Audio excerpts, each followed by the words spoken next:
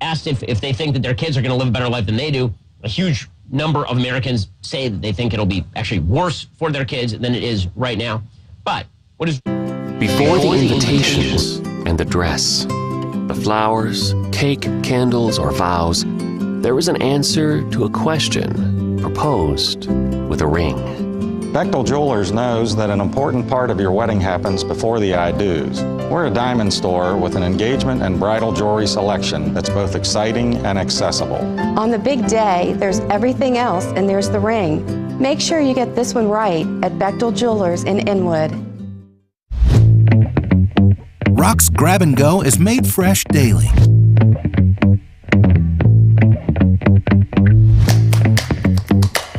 Grab and Go, now available at Rock's local market. Rock's Grab and Go is made fresh daily.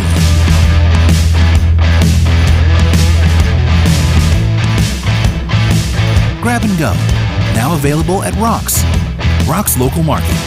The Palace Lounge in Martinsburg is the place to be. Join us every night to relax and enjoy football or basketball games featuring either the Martinsburg Bulldogs, Shepherd University Rams, or West Virginia Mountaineers. We will have steak night every Wednesday, trip nights every Thursday, and now taco and margarita nights every Tuesday. You can find us on Facebook or call 304-267-7520. The Palace Lounge is located at 1350 Edwin Miller Boulevard in Martinsburg.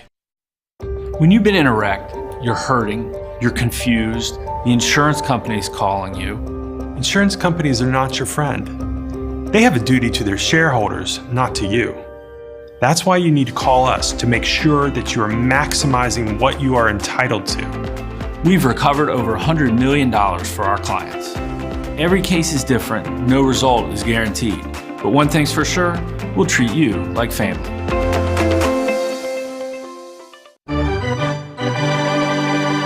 The following is a special sports broadcast presentation of Talk Radio WRNR Martinsburg. Play ball! It's time for the fun and excitement of West Virginia high school baseball. Today's game is being brought to you by Parsons Ford of Martinsburg, The Skinner Law Firm, Laddie's, Trips Flooring, Jambo Construction and Fencing, the Mirius Group of Financial Advisors, Smallwood and Small Insurance, CMA Honda of Winchester, Bechtel Jewelers, Cody's Auto Body, Rock's Local Markets, CMA Toyota Chevrolet of Martinsburg, Orsini's Home Store, Farmers and Mechanics Insurance Companies, WVU Medicine Berkeley and Jefferson Medical Centers, the Mansion Ferretti Law Firm, and by Hagerstown Ford. And now for the pregame show. Let's go out to the field and join our Talk Radio WRNR broadcast team.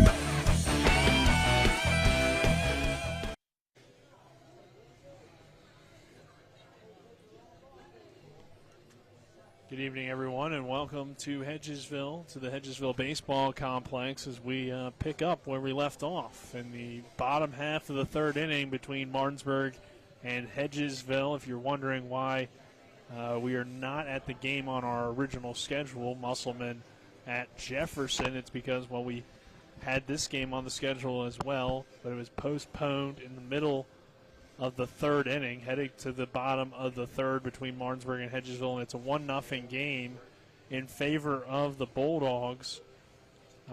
So, you know, we figured if it was maybe like an 8-0 game or something like that and it wasn't really that entertaining, we would probably still do the game we had on our schedule. But with it being a close game, you know, still a lot of baseball left to be played, we figured we would come back here. I'm Nick Verzolini, alongside me, Trip Tobin, Colin McLaughlin, John Allerton, our cameraman. Back in the studio is Spencer Dupuis. And Trip, this was, you know, a pitching duel when we left it there in the middle of the third inning. Carson Buber on the mound for Martinsburg. He will stay in the game, which is interesting as he could throw over 130 pitches or so if he were to go the rest of the way, technically in the same game, but on different days, so then his pitch count completely resets, which certainly helps Martinsburg. And on the other side, Lane DeLauder pitched on Friday, so he won't be pitching in this game. but they get the third Jackson Rest, who still is a really talented pitcher.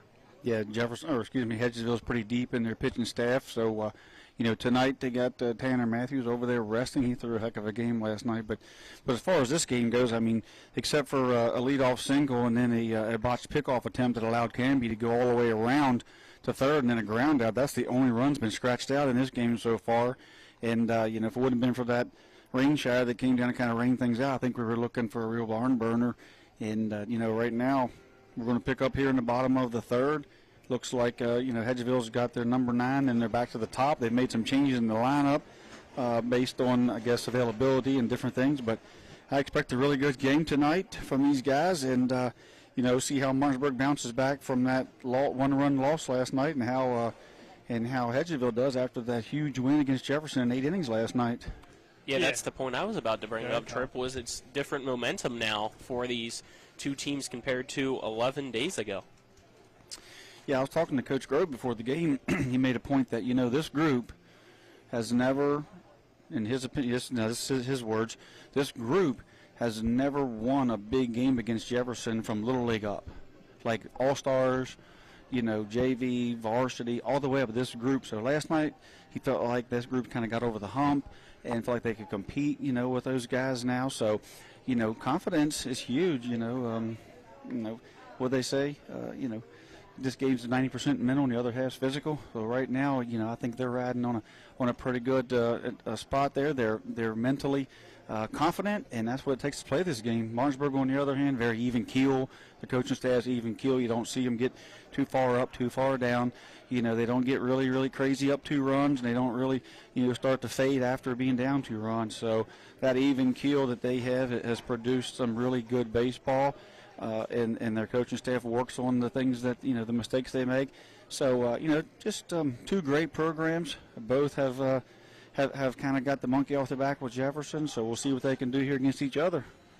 Yeah, that's a good point. Martinsburg has that win over Jefferson earlier this year, so the Cougars kind of off to a slow start, but we all know that they'll be, playing good baseball when it counts. And Hedgesville and Coach Grove talked about this with me before the game. He said this was a first for him. He hasn't had a postponed game in the middle of a game.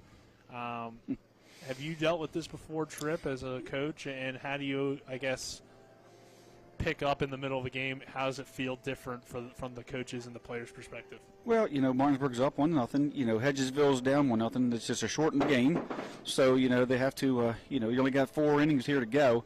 But, yeah, I mean, generally you make up a game like this on next time you meet these guys, you'll start at 5, get this game out of the way, then you'll have your regularly scheduled 7 o'clock game, just being shortened game. They want to get it in. They want to get the EPAC games in. But, yeah, I mean, you got to get into the game quick. You can't just kind of go through the lineup one time and then see what happens. They've already been through the lineup one time. Unfortunately, that was a week ago. So they have to get out of the gate quick here and, and start strong. As soon as we continue to get ready for the resumption of this one, let's take a look at some of those lineup changes first for the Eagles because they have quite a few. So Mike Nichols will move from third base to first base. Mason Elliott has come out of the game. Lane DeLauder will go in for Tanner Matthew, who is, as you said, Tripp, resting today after pitching last night in the win over Jefferson. Jackson Rest takes the mound for DeLauder. He stays in the game but moves into the pitcher position. Miriam will come in, play third base.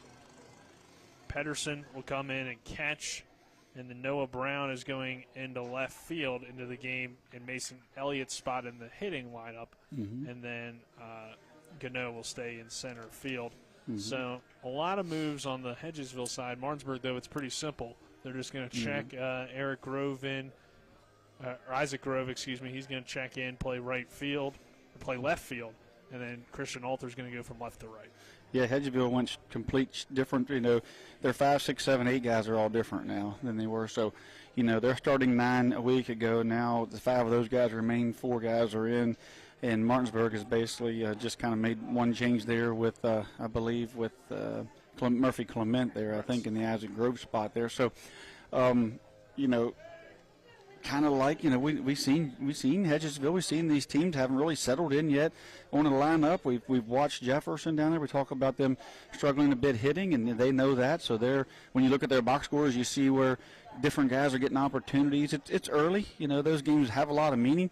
But, regardless of your seeding, your win-loss record, you have to win in sectionals. You have to have your best guys there and guys you can count on. So all these teams are searching for that right mix, And, again, all that changes again when it depends on who's pitching. That changes things again. So, with Ruest on the mound, that changes, Hedgesville's lineup dramatically probably. And then Pedersen hit the ball well last night, so maybe that's why you go this route. You play the hot hand. You try to win. So, when you get inside those dugouts and you're with those guys, you don't know who's arm sore. You don't know who's, who's psychologically kind of down from an 0-for-4 day or something and, beating themselves up. So you go with the guy who's a little hot hand. But it's just good that Hedgesville has that many guys they can go to. That's depth there, and that's a good thing to have. Certainly a talented Hedgesville team. We knew they had a lot coming back, and then they've seen some other guys step up here in the early part of the season. As Carson Buber has taken the mound for his warm-up pitches for the Bulldogs. Bottom of the third inning, again, 1-0 our score as we pick things up here from the postponement. And Martinsburg in the all-gray uniforms with the orange letters across the chest, and orange numbers as well. Black hats with the orange Martinsburg Block M logo. For Hedgesville, it's the all-white uniforms with the blue letters and blue numbers in the blue and white hat, I should say, as the Eagles come to the plate, and we continue here in the bottom half of the third inning. Gage Gano will lead things off. So you're kind of like starting a game. Gano, kind of that second leadoff hitter in your lineup. Gano, Connor, French due up for the Eagles. Yeah, if Gano can get on, he'd be a leadoff hitter for most EPAC teams, most high school teams. But, him and Braylon Connor are very good in the 9-1 spot. Gano takes the first pitch for a called strike, 0-1 count here on Gage. The next pitch from Carson Buber is a swing and a foul tip into the glove for strike 2. Nice pitch there from Carson. A little off speed on the outside corner. Had Gage out on his front foot after he came hard in. He went soft away there. So see what pitch number 3 is as Sifford sets up out. The 0-2 to Gano is just fouled off the end of the bat. Count remains at no balls and 2 strikes. Sifford would set up outside. Buber actually missed his spot there, he'll tell you, and it fouled off of Sifford there as umpire Jeff King goes out and takes a little walk and lets Sifford kind of walk it off here and stretch it out. Jeff King behind the plate. Dave Boyd on the bases tonight. You set Martinsburg's defense with around the horn DeLupis, Oviedo, Reisenweber, and Jameer Brown. The outfield, I believe, is Camby's in center. And how did they set it up? Grove in left and then Alter in right. Grove and Alter, yep. So Grove was the lone substitution for Martinsburg. The pitch here from Buber misses outside for a ball. 1 ball, 2 strikes here on Gano. Didn't get the grip on that curveball there, so it kind of hung up. Didn't get much break. The 1-2 pitch. A swing and a miss, strike 3. Carson Buber picks up the strikeout there to begin this bottom half of the third inning. Braylon's a hot hand, had a couple hits yesterday in that Jefferson game, so feeling good about himself and playing confidently, and good to see out of that young man. Strikeout number 5 in this ball game for Buber as he picks up really where he left off, and that will bring Connor to the plate. He was 2 for 4 yesterday and scored a run in that 3-2 victory over Jefferson. So kind of getting it done here at the top. Been one of the best hitters on Hedgesville's team this year. Takes that one for a called strike. 1 ball, 1 strike here on Connor. With 1 out here in the bottom half of the third. Braylon Connor struck out his first time up. And awaits the 1-1. And he hits this one on the ground toward Reisenweber. That will get through into right field for a 1-out single. Braylon stayed with that pitch. Carson Buber was going with the fastball away, and he just stayed with it, took it that way, hit it sharp enough that Reisenweber didn't have a shot. I'll bring Chris French to the plate. He had a single his first time up. Part of a back-to-back single stretch in the first where it looked like Hedgesville was going to maybe take the early lead, but Buber worked out of it with a strikeout on Ruiz to ground out at the end of the inning. This pitch misses outside for ball one to French. Second time coming to the plate in this ball game. Has a 1-0 count and a runner on first with one down here in the bottom of the third. 1-0 Martinsburg as we resume this one. Mike Nichols in the on-deck circle. Buber delivers the next pitch and misses low and outside for a ball. 2 balls, no strikes. French also yesterday have a couple hits against Jefferson, so, young man is doing a great job here. I believe it's his senior year. He's playing a little lockdown second base and getting it done here at the plate this year. The 2-0 to French hits the zone for strike one on an outside corner pitch. Buber lives out there. He'll be hard to hit. 2 balls, 1 strike. Connor takes his lead. He'll take off. Ball hit on the ground. Takes a hop off the mound. Oviedo still gets to it and makes the throw to first in time for out number 2. Little hit and run there, as Braylon took off for second. The ball was put in play there by French. Did what he had to do to protect his runner. Almost worked to perfection as the ball caught a little bit of that turf there in front of the mound and get that dirt rolled up. Actually rolled up Carson's sleeve there. Come up behind it. Oviedo picked it up on the run and made the throw and got him by half a step. So great play there by Oviedo, and good job there. Nichols takes this one for a call and strike at the knees. Mike had a single earlier in this ball game. So he's 1 for 1 on the day. Connor takes his lead off second. The next pitch from Buber, half-hearted swing. Got forward on that one. He did go around on it, so 0-2 count. Buber's got to be smart here. Use that outer half. Try to get Nichols to expand the zone. See Sifford move out. The 0-2 pitch from Carson Buber, low and outside for ball 1. Braylon out there reading that dirt ball. Sifford did a nice job of keeping it in front, and Braylon thought about it but didn't get away far enough, so he held up there in scoring position. Don't want to make that third out at third. Buber steps and looks over towards second, and now delivers the 1-2 pitch. Just misses a little bit low for ball 2. 2 balls and 2 strikes here on Mike Nichols. With the tying run on second base here in the bottom half of the third inning. 1-0 Martinsburg. Carson Buber. First base open. You don't want to give in to Nichols, but you certainly would like to end this inning. Delivers the 2-2 high and outside for ball 3. So Nichols has worked his way back to a full count. See the respect there they have for him, not giving him anything, going after him, but not grooving the ball down the plate, knowing that Big Mike has that kind of power. The 3-2 to Nichols, low for ball 4. Good at bat for Big Mike. Worked an 0-2 count, I believe, back to a walk. That will bring the next batter to the plate in Jackson Ruiz. Now batting, number 7, Jackson Ruiz. With Buber only having to go, 4 innings, pitch count is not as big as it would be in a 7-inning game. Right. But technically, he'll throw all 7 if he does make it that far.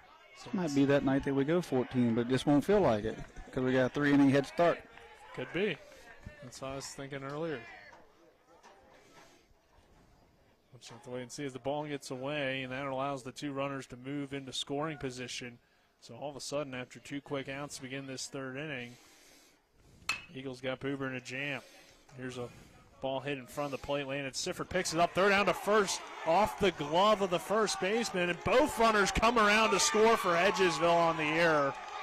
And the Eagles take a 2-1 lead here in the bottom of the third. Everything going right for Ruiz here. He had a swinging bunt there come off the plate. Sifford came out. He got outside, and Jameer Brown set up outside. He threw maybe a little bit wide, but it hit off that glove. probably a play that should have been made. So looks like they'll put a game changer, will give an error on the first baseman there. But 2 runs to score on a tough play there, and put the ball in play. Good things happen, and put pressure on the defense. You see what happens. We talked about, will Hedgesville have the momentum from yesterday's win against Jefferson, and so far they do. At the moment, yep, they are. They're coming in carrying a little momentum. DeLauder takes this pitch for a ball. This is the first time we've seen Lane hit this season. Since the other game we did was when he had that minor car accident and was out of the game. So good to see him in the lineup and hitting, and he was dealing with an injury earlier. This one popped out toward deep right center field. Dogs are on their run, but it's off the wall. That'll get down for a double, maybe more. DeLauder rounding second. That will score the run as well. Throw to third over the head of the third baseman, Michael Lupus. And it's a triple for Lane DeLauder to extend the Hedgesville lead at the 3-1. Yeah, he got on that pitch, and I looked over, and when it was hit, I thought at first it was kind of going to flare out the center, but it kept carrying. Canby looked over to Alter. Alter kind of looked at Canby as both of them retreated out there to that rock sign out there and dropped in, and that long leg stride of DeLauder, he just kept coming around the corner, and the relay got thrown over top the third baseman's head, and there he stands on third with a stand-up triple and another RBI. So Hedgesville does have that momentum. Now a 3-1 lead, partially due to an error to extend the leading inning, but they're a good piece of hitting from Lane DeLauder. As it did really look like it was going to die out there at some point and somebody would be able to make the catch, but he kept carrying and found that deep part of the field, and with DeLauder's speed, he was able to get to third. Canarium comes to the plate now. Canarium's pretty solid here the last couple of games. Probably the reason why they've made the swap here. Of course, again, you have to take in consideration Ruas pitching, so that could move things around, but certainly has earned an opportunity here. Young, I believe, sophomore.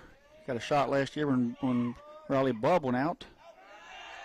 Did a nice job there last year, filling in, I believe, as a freshman. Yeah, did a nice job in the Musselman game that we saw, so certainly a talented kid. Gets ahead here, 2 balls and no strikes. DeLauder takes his lead off third. The pitch to Canarium, low and outside for ball 3. So there's little mistakes, extending the inning on the error. DeLauder comes through with a triple. And now it's a 3-1 Hedgesville lead. This one a called strike as Canarium taking all the way there. Yeah, when you give a team, with some momentum, some extra outs and a walk here and there, they're going to take advantage of it as their Hedgesville's, feeling pretty confident, feeling good, and as they should be. Martinsburg's going to have to fend off this early momentum and shut the door here and claw back as he did last night. The 3-2 pitch from Buber, hit into center field. Canby trying to chase it down. It's over his head and down, or did he make the catch? He made the catch. He made a heck of a catch out there in center field by Jordan Canby. The ball was hit pretty well. That was one heck of a play. Yeah, I thought that was going to get down. And Canby just makes that catch on the run to end the inning. And that will do it here for the third. But Hedgesville gets 3 runs to come across to score. We'll take a 60-second break. When we come back, the Eagles coming out to pitch. Martinsburg coming back to the plate for the top half of the fourth. This is West Virginia High School Baseball and Talk Radio, WRNR and TV 10. And the streak continues! CMA's Martinsburg dealerships continue to knock out the competition with their competitive pricing, extensive selection, and lifetime powertrain warranty. With over 450 new and used vehicles in stock and on the way, CMA won't leave you waiting on a bench. That's right, CMA's Martinsburg dealerships are once again the most valuable dealers in the area. For the strongest and deepest lineups, visit CMA's Martinsburg dealerships online at martinsburg.cmacars.com today. And good luck to all Panhandle High School student athletes. To get the best opportunity to be seen and recruited, join the American Legion Post 14 Hornets baseball team. Managed by Trip Tobin, Post 14 will prepare you for the next level by playing the best possible schedule, along with an experienced coaching staff and alumni coming back to help guide you through the process. Don't believe me? Ask Washington Patriot and Fairmont State commit Cam Moore. I've gotten a lot of looks with Post 14, more than any other team. It's probably been one of my favorite teams to play for. The Berkeley Post 14 Hornets are the premier Legion baseball team in the area. We welcome you back to Hedgesville, the Hedgesville Baseball Complex. So the Eagles rally here in the resumption of the ball game to score 3 runs to take a 3-1 lead here as we head to the 4th. Martinsburg is in the middle of its lineup. The 3-4-5 hitters due up, and Carson Buber, Mike Lupus, and Ben Reisenweber. Yeah, after that walk, Ruess hit that ball off the plate. That error, if they make that play there, Martinsburg's still up 1-0. That error allowed 2 runs to score. Then, a batter later, you get DeLauder hits the baseball and scores Ruess, which makes it, a 3-run inning, but all runs are unearned. And, and even though you're pitching and they're unearned, you still don't like to give up those runs. You like to come in and shut the door. But Buber has to erase that and just move forward. Yeah, we always talk about the free bases. I mean, a walk and then an error is never a good way to end an inning, or try to end an inning, I should say, once you get the 2 outs. This one, a pitch that misses inside for ball 1 to Carson Buber. Jackson's next pitch on 1-0 just misses the outside part of the plate for ball 2. The rest we saw him pitch in the loss to Musselman. Didn't have his stuff early, but then he got into a groove. Yeah, after that wild first inning. This one ripped down the third baseline. That will get down for a base hit for Carson Buber to lead things off for Martinsburg here in the top half of the 4th. So the pitcher trying to help himself out there at the leadoff single. That's what Carson needed. That he's been on a little bit of a offer, and you could kind of start to see him hang his head a little bit. I talked to him there before the game, and told him, said, hey, you got to have fun. You can't let this game beat you up. It's a game of failure, and hang in there, and the ball fall for you. You'll get your hits, and it's just good to see him, rebound back from that and fight through a little bit of adversity. Pitch here to Lucas is high and inside for ball 1. Looks like Yeah, Keegan Everhart, courtesy running for the pitcher. Everhart is in there to run there. Courtesy runners are courtesy of the Berkeley Post 14 Hornets, the premier Legion team in the area. We've seen Everhart run a lot. And of course, courtesy run, but I mean steal a good bit, and now we've got a little bit of a gamemanship here. You got the lefty, holds runner as well. You got Everhart, a good base runner out there, so we'll see what Coach Ballard opts to do, down 2 runs. 1-1 pitch to Lupus, hits the outside corner for strike 2, despite Lupus's disagreement. 1 ball, 2 strikes here, top half of the 4th, 3-1 Hedgesville on top. Part of that was not that it, but the pitch before, he kind of half swung and didn't like the call and kind of showed his dismay. So, does that make the umpire give you, give the pitcher a ball off the plate the next time? Maybe, maybe not. But the best thing to do on some of those calls is just ignore it and don't get in the umpire's head there. Lucas nearly fooled on that one from Ruess, but he was able to hold back. Count even now at 2 balls and 2 strikes. Everhart leads off first base. And I'm not saying that the umpire do that. I'm just saying it's human nature to do that. We're human. Here's the pitch. Lupus sends a rocket out toward left field, but it kind of died out there and heading foul and out of play. Looked good off the bat there initially from Michael Lupus. Kind of a tough pitch, though, to do anything with. 2 balls and 2 strikes. Everhart will retreat back to first base. Once again, we're seeing these pitchers, these hitters give these pitchers a fit here early in the season.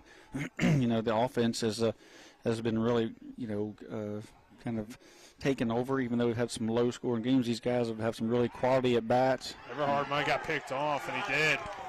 Throw over from Jackson Ruess, caught him leaning. It's a good decision there by Ruest, and that gets the first out of the inning. Lefties are sneaky. You got to watch. Got to get one-way leads a lot of times. You know, you start to sneak out there, and they can step off and throw straight over. They can step at you and throw over. You know, you can't go when they lift their leg as you can with the righty. You got to watch their shoulders, and they're just really tough to steal on and lead off on. Pitch here to Lupus just misses outside for ball 3. And that's the thing that Ruest does well. You know, he's not going to go up there and strike everybody out or you know, throw the ball, 85 mile an hour. He's going to go up there and he's going to pitch, and he's going to get outs, he's going to miss barrels, and he's going to make you run the bases. This one hit on the ground. Canarium can't field it out of the glove. Throw down, not in time, over the head of Nichols, and that allows Lupus to reach first base safely. So 1 out base runner here, and that will bring Reisenweber to the plate. The Canarian had that ball centered up. He was starting to move his momentum, got around a little bit, going to, getting across the diamond, getting his footwork, the way it needed to be. Just kind of left the ball behind as he was getting his momentum going towards first. So just got a little ahead of himself there. So that will bring Reisenweber to the plate. He takes that one for a called strike on the inside corner. Ben Reisenweber, the second baseman, struck out back in the second inning. But that was against Lane DeWater. Now facing Jackson Ruest here in a continuation of the ball game. The pitch from Ruest hits the zone for strike 2.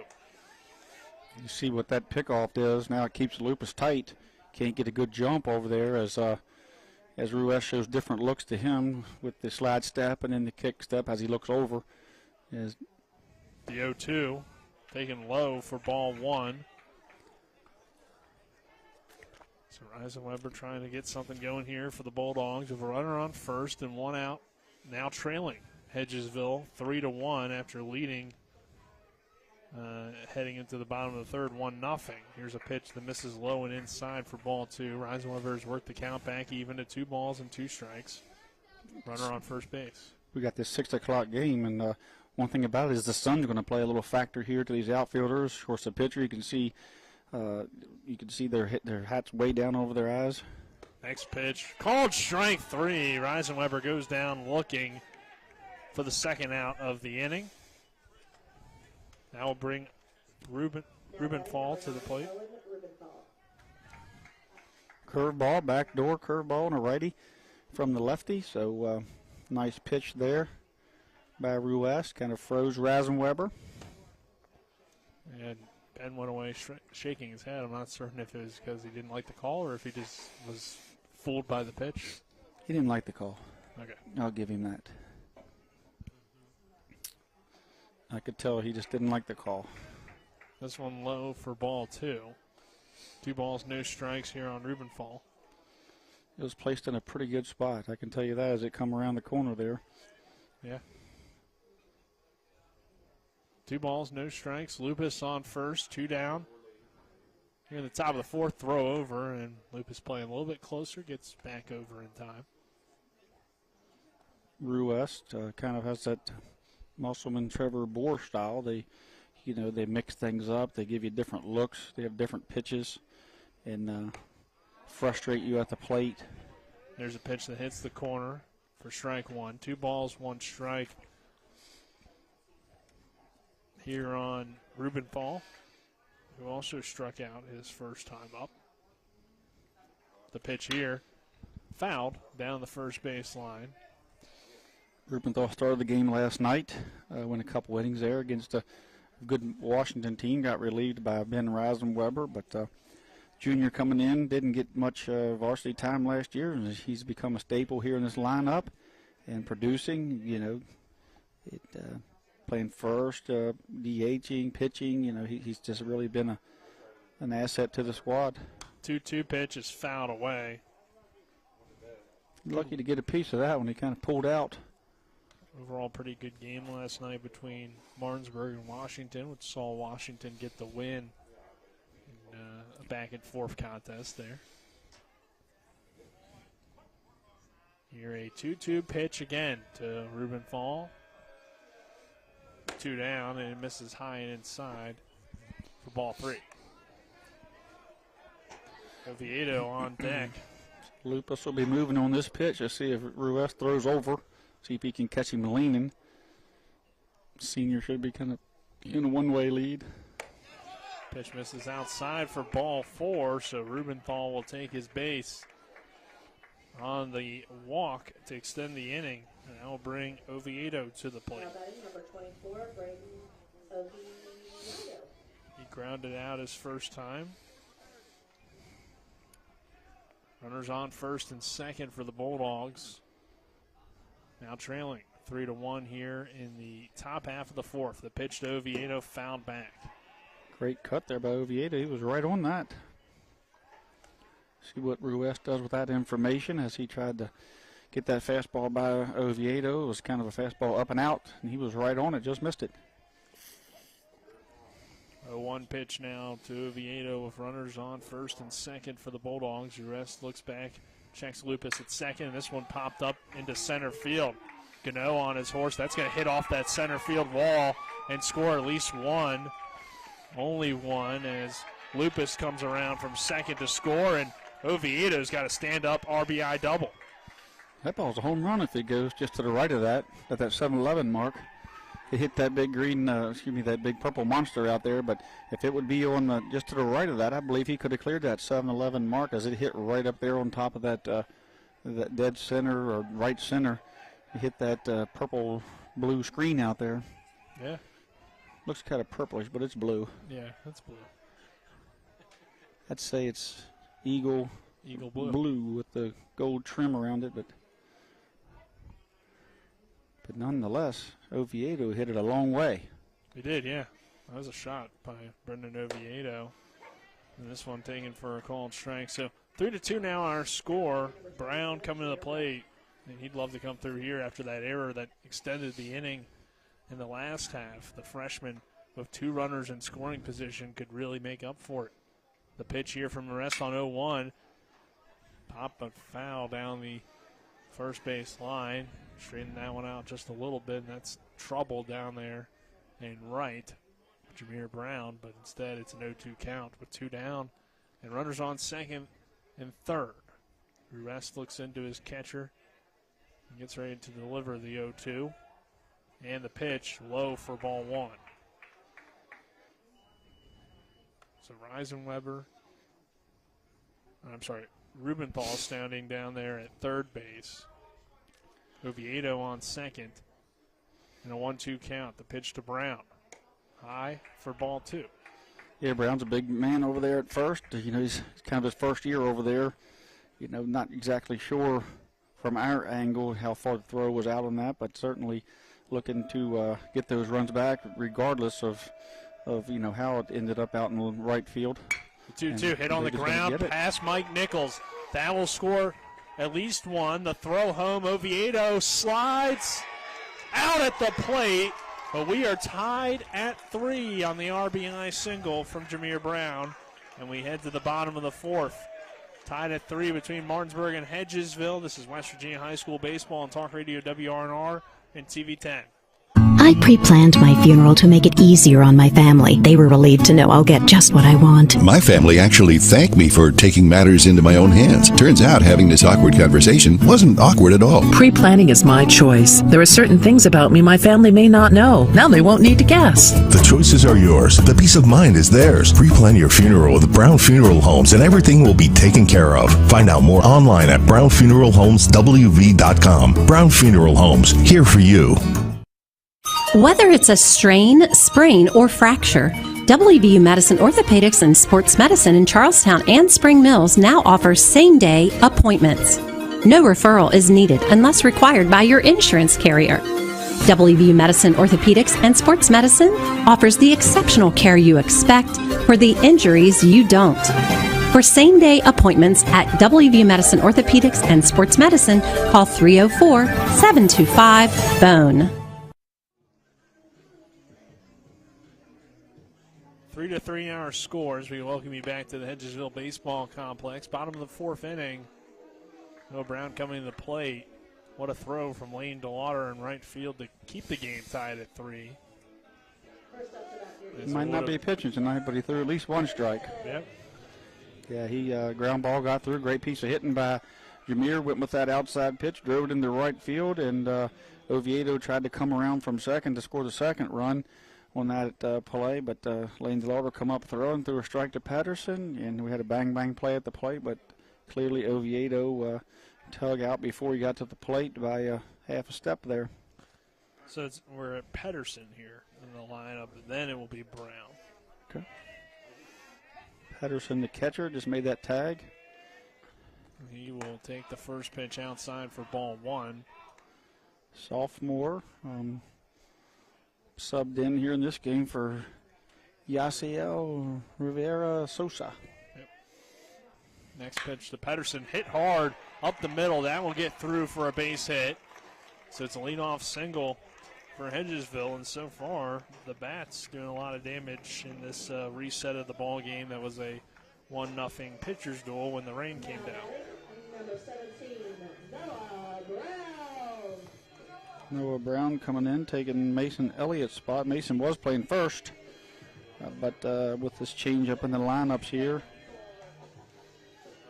Noah Brown is going to play left field, and Mike Nichols moved over to first. So Brown coming to the plate.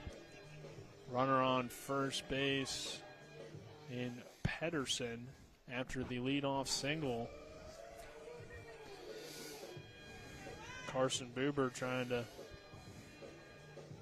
get it back going on the mound. He started the reset giving up a single, but then a ground out into a sacrifice and then a walk, which kind of got things going. He actually started a strikeout. So 2 outs, things got going with that walk in the last inning for Hedgesville. And in this half, they have a leadoff single with Pedersen. The pitch here a little bit high for ball one to Noah Brown. Looks like they're going to opt to let the catcher run for himself. Yeah, that's interesting. Don't see that too often at the high school level. The next pitch to Noah Brown, inside for ball two. Part of it is that I believe that Hedgesville has emptied a lot of their lineup here. I mean, Benchoff hasn't been in yet. Wolf hasn't been in. I don't think Pence is a possibility, but the rest of the guys have been in or subbed for. That's a good point. Yeah, with the restart, kind of limits your options if you were to go to a courtesy runner. 3-0 count here on Brown. But, it's a free one. So, I mean, Benchoff, Wolf, Pence, any of those guys could come in and not be penalized to the bench. Maybe they just like Pedersen's speed enough to let him run. The 3-0. Called strike one. Brown thought it was going to be called ball four. So he'll have to reset now on a 3-ball, 1-strike count. And a tied ball game. Tied at 3 here in the bottom of the fourth inning between Hedgesville and Martinsburg. Buber looks in, delivers the 3-1, and Brown lifts this one out toward right field. That will get down for a base hit. Alter gets to it in time to hold him to just one, but the runners advance to first and second with nobody out, and Gage Gano coming back to the plate. You expect a bunt here, I would think. Gage struggled a little bit with Buber the last time, but not just that for that reason, but I think the game dictates it here. We're in the fourth inning.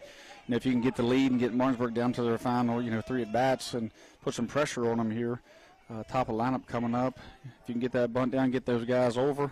Gano does show bunt, pulls back.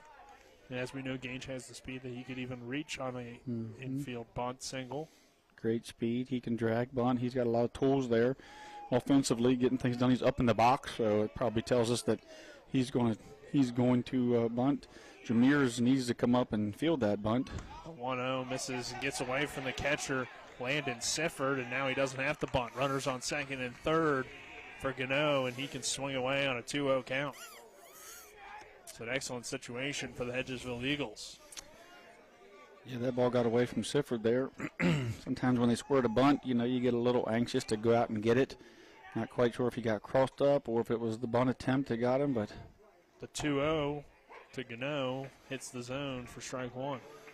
Gano has an opportunity for an easy, RBI here if he just pulls a ground ball. The infield's back. You still got an opportunity if he doesn't hit the ball to third or a pitcher just to get a ground ball.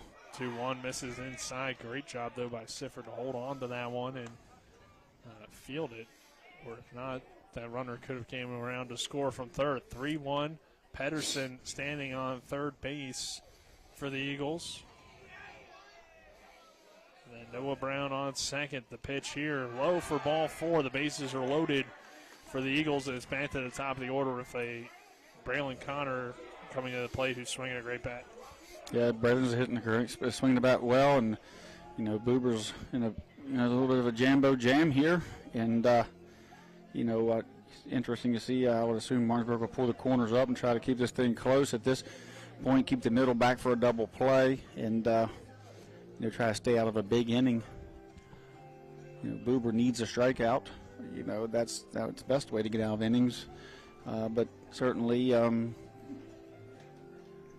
Hedgesville with a golden opportunity here to bust this thing open and put pressure on Martinsburg. With their last 3 at bats, even though we, just seen an inning or two where when Martinsburg comes back to the bat, it'll be the 5th inning. Definitely feels weird to say that, but that is the situation. We are tied at 3, bottom of the 4th. The bases are loaded with nobody out for Braylon Connor in the top of the order for the Hedgesville Eagles. Buber out of the mound visit, delivers the pitch here to Connor, and it misses outside for ball 1. Sifford behind the plate secures it cleanly. Braylon in a good spot. He can sit and wait for something. Down the middle here, he can get a little choosy because, Buber has to throw strikes here, so he can look for something down the middle. The 1-0 pitch to Connor. This one hit hard but foul down that third base line. He looked like he really liked that pitch. Yeah, aggressive on a 1-0 count, Call them, 10, 20s, 1-0, 2-0, 21s, 2-1s, 31s. Any kind of add count, but mainly your 2-0s and your 3-1 counts. But that was certainly a hack that was a very aggressive hack, is where he should be, when he's up in the count. The 1-1 pitch to Connor, high for ball 2. 2 balls and a strike. Bases are loaded for Hedgesville. Landon Sifford tosses it back to Carson Buber. You see Buber looking over to his pitching coach like things aren't going well and my pitches aren't working at the moment, and could bring some bullpen action for Martinsburg. 2-1 misses low for ball 3. Pedersen standing on third. He led things off with a single. That was followed by Noah Brown single and then a Gage Gano walk. Loads the bases here in a 3-3 ball game. 3 balls and a strike. And the pitch to Connor is low for ball 4, and Hedgesville regains the lead here at 4-3 on the walked-in run. I don't see any action right now in Martinsburg's bullpen looking down the third baseline. I don't know exactly the game plan here, where they would go from there. Maybe Oviedo at this point. He's available. Jameer's available. Alters, Thornson, he's available.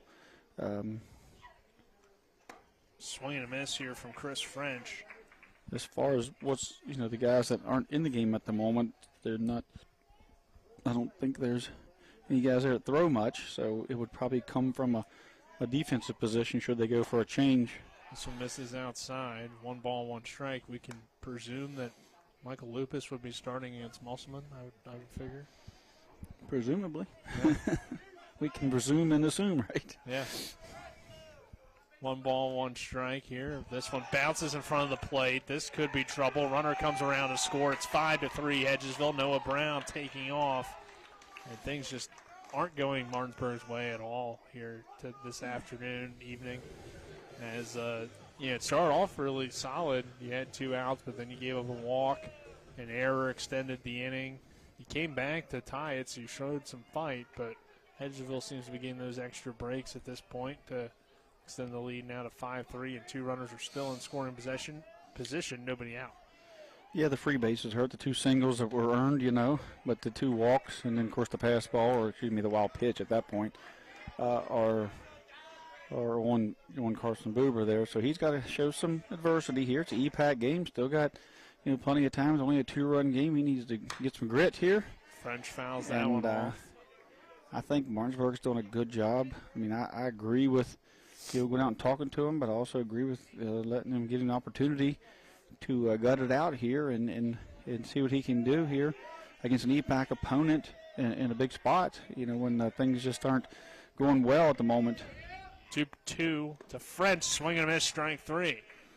Just like that, he needs to know that, even when things aren't going his way or the ball's not bouncing, his team's way, that he can go out there on the mound and get it done on his own. Yeah, I mean, ideally you wanted Carson Buber to come in and shut things down, but that hasn't been the case. So can he, keep you in the game, and can your offense keep the consistency? And even if it's not, a great game in the final box score, if he keeps it close and, you get things going here, you're fine with that performance. The 0-1 pitch, Mike Nichols sends this one towards short. It hits off the glove of Oviedo into left field. Gano is in to score already. Connor coming around to score as well.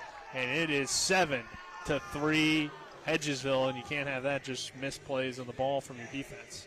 Ball went up like Oviedo got a little bit of sunstruck there. Look like he blinded by the sun as he kind of put his hand up and then the ball was there. I'm not sure. Just he took a kind of odd angle to it and just kind of lost it. But I was getting ready to say before that pitch, I said this is a very defining moment. If he can get out of this and keep it 5-3 and get the heart of the lineup out, that'll give, Buber some confidence and momentum. But now the error is going to, probably not do his mentally not do him that well. But he's in there gutting it out and competing. So hats off to him. And a couple of errors. The 2-run throwing, or whatever the error was between Sifford and Jameer cost him 2 runs, and now the ground ball that kind of popped up and got up on Oviedo cost 2 more of those runs. So a 1-0 game. 7 of those runs have came on 2 misplays. 2 strikes now here on Jackson Rivas as he tried to poke one down that third baseline to start the at-bat. That went foul and then takes a strike to get behind. No balls and 2 strikes. Nichols on first base. The 0-2 to Ruas to swing and miss, strike 3.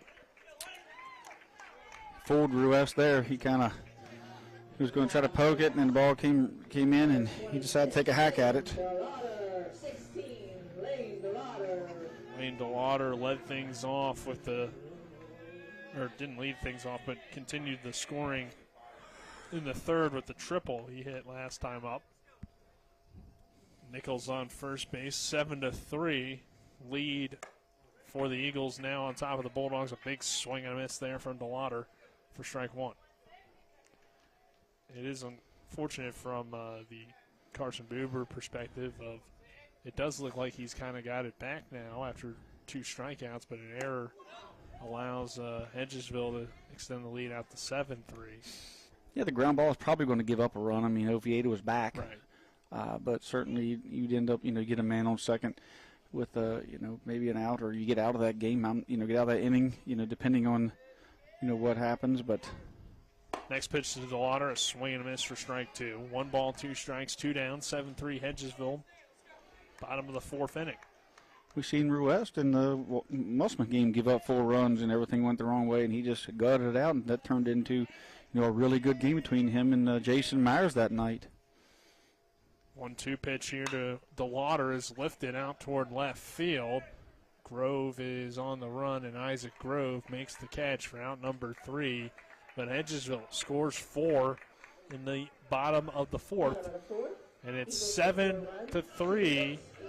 Eagles on top of the Bulldogs. We head to the 5th when we come back. This is West Virginia High School Baseball Talk Radio, WRNR and TV 10.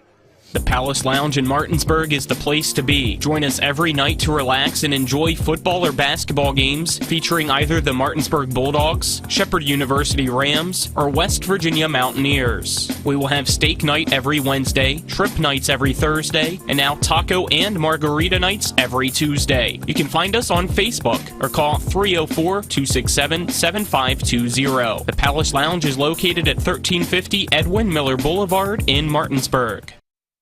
Providing reliable protection since 1877, we are Farmers and Mechanics Insurance Companies.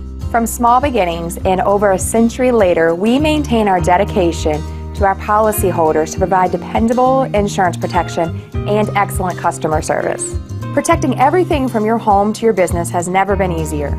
Our team is here to ensure that you, your family, and your assets are taken care of.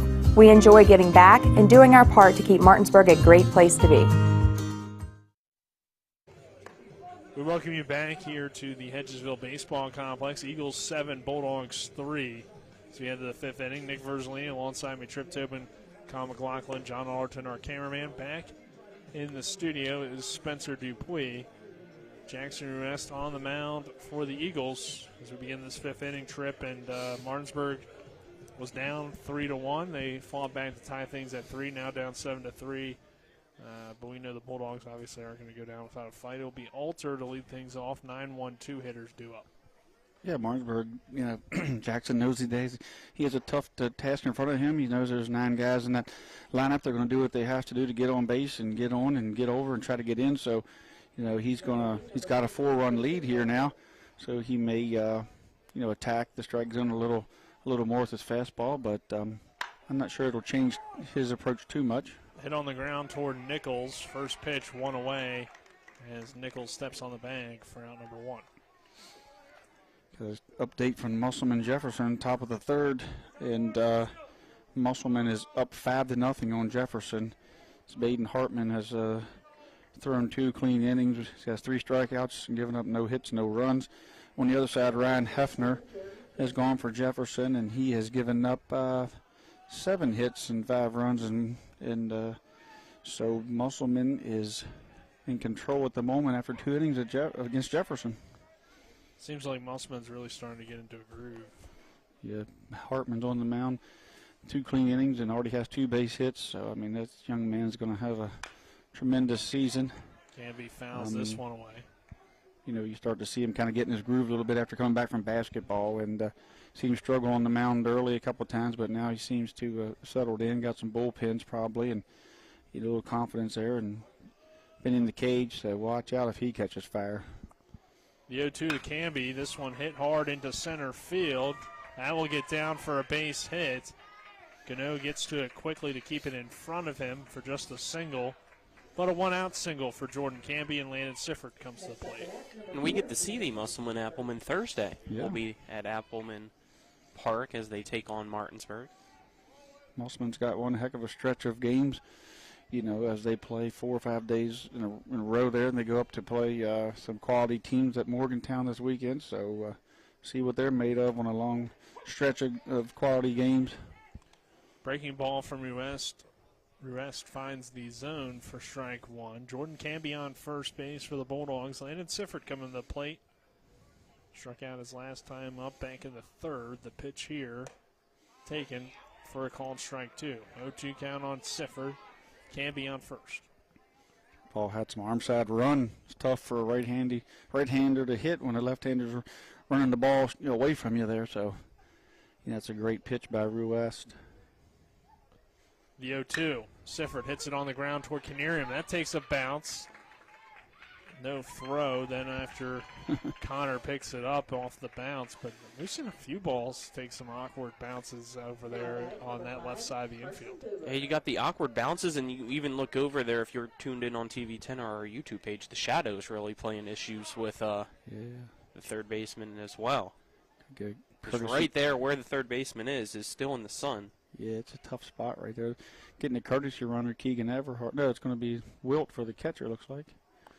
Yep, Logan Wilt will run for Landon Sifford. There wasn't much that Canarian can do there. He did all he could. He came off his shoulder and went straight up in the air, and Braylon Connor just took that, what appeared to be a pop-up after he hit off his shoulder. Faked the throw, tried to deke Canby to come off the bag, but that didn't happen. So first and second, 1 out. Boober to the plate. He got a single his last time up.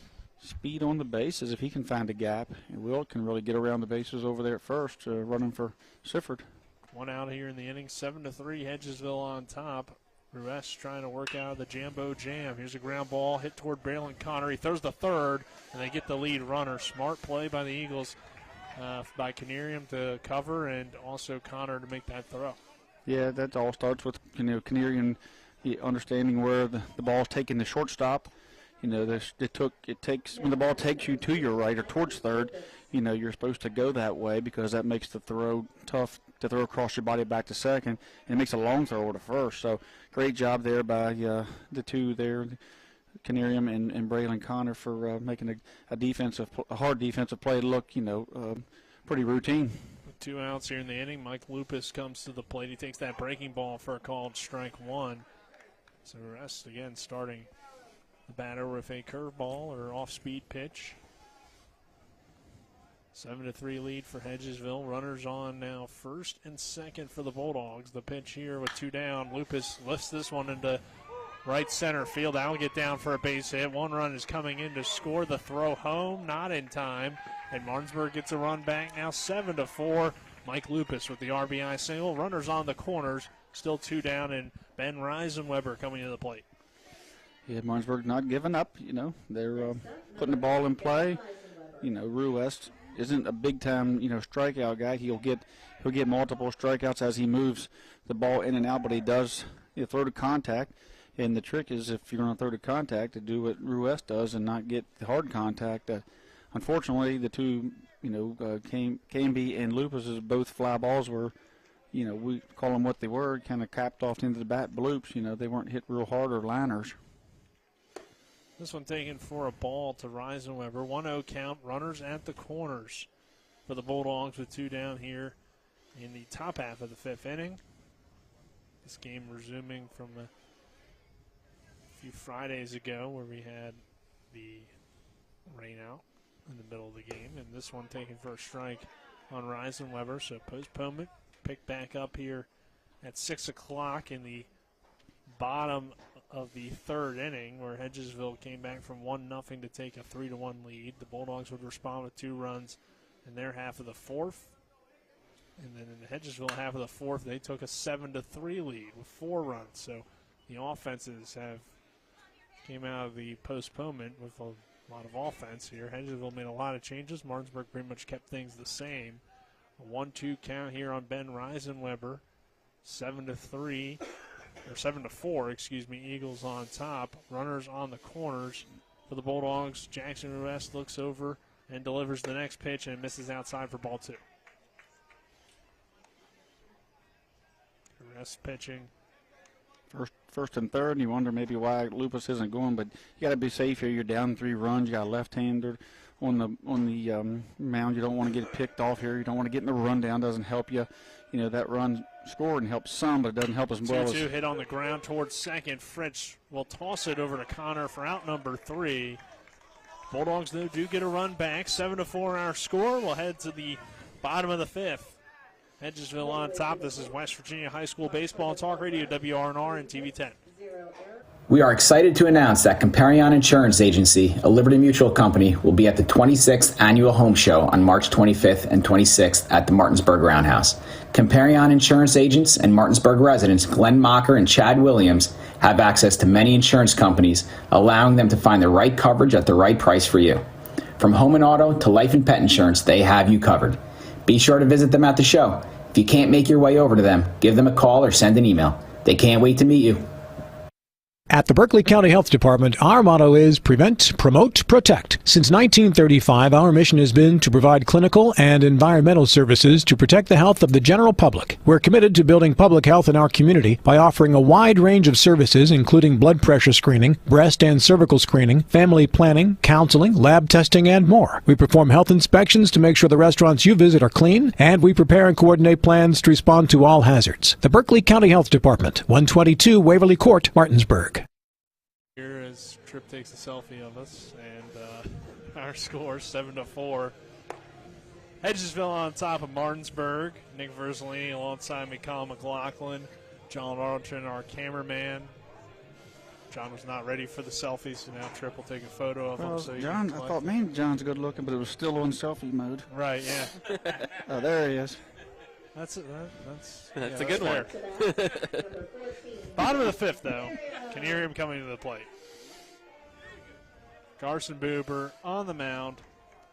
He got the start way back when this one started, all the way back in the day, and then got the start again here today. And we were talking about how Martinsburg's strategy probably was for him to close things out. In total, he would throw a ton of pitches. He still may end up doing that here in the 5th inning, but things have not been great defensively at times, and also Carson hasn't had his best stuff. He falls behind here, 2 balls and no strikes, but he's he's battling out there, and that's what you expect out of a kid like Carson Buber. Yeah, he's going to battle. I mean, he admittedly said before the game that he didn't feel like he had his best stuff after he warmed up a little bit, but he was going to go out there and give it all, and that's what you have to do as a pitcher. You're not always going to feel the best. You're not always going to be, feel great as a pitcher, as a hitter, as a fielder. You're going to have aches and pains and, mental blocks there, but he has to gut it out, and that's part of growing up. 2-1 pitch, fouled away, make it even at 2 balls and 2 strikes. And Carson, as a junior, is really the ace of the staff when you look at the innings pitched last year and just how well he pitched as a sophomore. High expectations for him, and certainly a talented kid. So the 2-2 pitch is outside for ball 3. 3 balls and 2 strikes to Canarium. 7-4, Hedgesville on top, 5th inning. Between the Dogs and the Eagles. The pitch here. Swing and a miss, strike 3. Good heater there from Carson Buber. From a Martinsburg standpoint, you want to get some runs back for Carson. Especially the 4 that you give away. The other 8 guys in the field and in the dugout. Those guys want to get those runs back for Carson, get him that confidence. They know they need Carson. To contribute offensively and in the mound and defensively. So they're going to want to do all they can to get him in it and scratch and. Try to keep Hedgesville off the board and scratch some runs and make this a tight ball game, possibly get him to win. Pedersen started the rally back in the 4th inning, part of back-to-back singles. He got one, then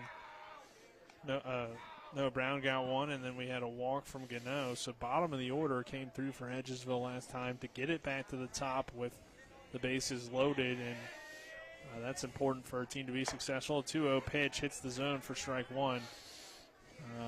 Could be part of the reason why you see guys like Pedersen and Brown in the lineup there tonight. Yeah, they're starting to get it done. Starting to, early in the season, these coaches trying to figure out who's going to help their team, win, give them the best shot. Who's going to compete and do the little things, separate themselves, and sometimes it takes a week or 2 to figure that out. Sometimes it takes most of the year. 2-2 count here on Pedersen. The pitch. High and inside for ball 3. 3 balls and 2 strikes on the catcher. And I think that's where Buber's struggling tonight. He's not commanding, all 3 of his pitches for strikes. He knows it, so he has to go to his fastball probably a little more than he wants to. He's not getting the curveball in for a strike. You see him shaking off a pitch, see what he feels good with. 3-2, fouled away. So that kind of tells you he likes the fastball away. So he has faith in that, and maybe not as much faith in that curveball or off speed at the moment. And to be successful against a good team, hitting team like Hedgesville, you're going to have to throw all 3 pitches for strikes, or you're going to get hit around. The 3-2 pitch, low for ball 4. Pedersen draws a walk. See if the catcher runs for himself again, right? Looks like he might here with one I don't down. see anybody else with a helmet on. He might be speed. He might be like Sifford. He just has that speed.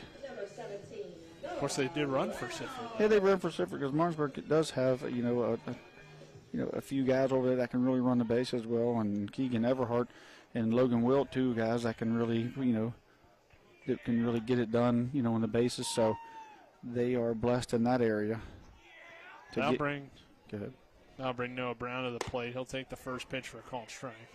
What that also does too, for as Hedgesville has a couple different catchers at the moment. Right now, Martinsburg has sent pretty much with Sifford across the board, so any and all rest he can get. Yeah, that's tough. 0-1 pitch here to Brown, low for ball 1. Interested to see how they play it on Saturday. They've got a couple guys. They got Victor Mercurio in there. They've got a young Edwards, young man from the JVs, is really a good baseball player coming up, and a lot of experience with Victor Mercurio. So I believe he'll get a rest, some of those games. 1-1 pitch hits the zone, for strike 2. 1 ball, 2 strikes here on Noah Brown. 7-4, Eagles on top of the Bulldogs. Runner and Pedersen takes his lead with 1 down here in the inning. And the pitch to Brown. Called strike 3. Now, that's the pitch. If he commands, then he'll take control. If he can get confidence in that pitch, he'll be tougher, a lot tougher to hit than having to feed Hedgesville fastballs when he's not feeling his other pitches. So if he gets, if he can even get 2 pitches, for strikes, he's going to be really tough. But early, he'll probably tell you himself he did not command all of his pitches for strikes. That's why he had to, give up some fastballs that got hit pretty hard. Gage Gano to the plate, and he'll show bunt and fouled away, and it hits off of Sifford. He is in some pain. Not sure where it got him. Maybe it got him under the. I think we had a cup check. I was going to say under. I couldn't find the words. Under the. Not where you want to be hit. Not where you want to be hit if you're Landon Sifford, I believe. They need to stand him up and push so they go back down. 2 outs here in the inning. 7-4 our score. 5th inning of work. Let's see. He's got a little smile on his face, so I'm pretty sure Coach Bo Bartley probably said, want to get the trainer out here. And there's things that when that happens that there's plenty of medical advice given when that happens. That can make you chuckle. Yeah. But he's up. It takes a couple of minutes to get that knot out of your stomach, but I believe he's going to play forward. It was a push bunt, 2 outs. Great, good thinking by Gage Gano. He's going to shove it down the line there. Lupus back a little bit, and I guess a lot of times when the catcher, when that happens, he squares, he starts to come up. When he comes up, he leaves himself exposed in those areas, and right now he's kind of catching his breath, and they'll give him some time as all these men out here are going to be very patient with that kind of injury. 7-4 our score. 5th inning as Sifford appears to be getting himself back. As we were seeing, Boober starting to find command of a couple of other pitches. Yeah. This could play into Hedgesville's favor. This little break here, as it kind of broke his stride there a little bit. Hopefully, for Boober's sake, that it didn't. And but sometimes it just takes the little things to ice you. But that was a great thought there by Gano. When it hit and it came back and hit, and Sifford dropped Gano, good sportsman. Kind of checked on and looked over at the Martinsburg dugout and said, "Get here." He's hurt. That was a little concerning at first, but good sportsmanship there. Guys played together before, same age. Played a lot of baseball throughout the year, so good to see those guys and good to see Sifford back up and playing. 2 outs here in the inning. Gano again shows bunt but pulls it back. So runner on first for the Eagles and Pedersen, who drew a walk. Strikeout from Noah Brown. 2 down here. 1-1 count on Gage Gano, the number 9 hitter in the lineup. Trying to help Hedgesville extend on its 7-4 lead over the Bulldogs. Carson Buber looks into land and Sifford delivers the pitch. That one bunted but fouled down the line there at third. So now 2 strikes on Gage Gano. When you do it the first time, you kind of the surprise factor. After that, it has to be almost perfect to work. As now, Lupus was up. Now he's moved back with 2 strikes, but it would have been tough to get it down with that pitch there. But speed coming out of the box would have made a tough play. The 1-2 to Gano. Swing and a miss, strike 3. Carson Buber. 3 strikeouts that inning. I think he's found his groove back here, but 7-4, Hedgesville on top. Will it be too little too late? We'll have to wait and see. As we head to the 6th with the Bulldogs coming to the plate, this is West Virginia High School Baseball on Talk Radio WRNR and TV 10.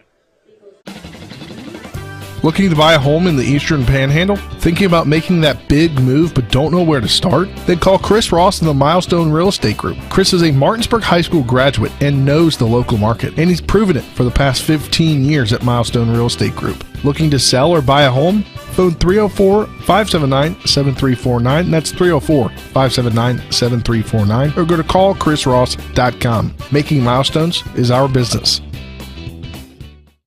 Looking to get your special someone the perfect gift? How about a dream vacation exploring destinations abroad? Or maybe visit Alaska? What about Rio, Budapest, or Taiwan? Maybe your dream vacation is on the seas, cruising to multiple destinations. Well, start here with the travel agency of Dream Vacations in George Wisdom. Visit vacationsmiles.com. Vacation smiles last a lifetime, so allow George Wisdom to provide you the vacation experience you've always desired and deserve.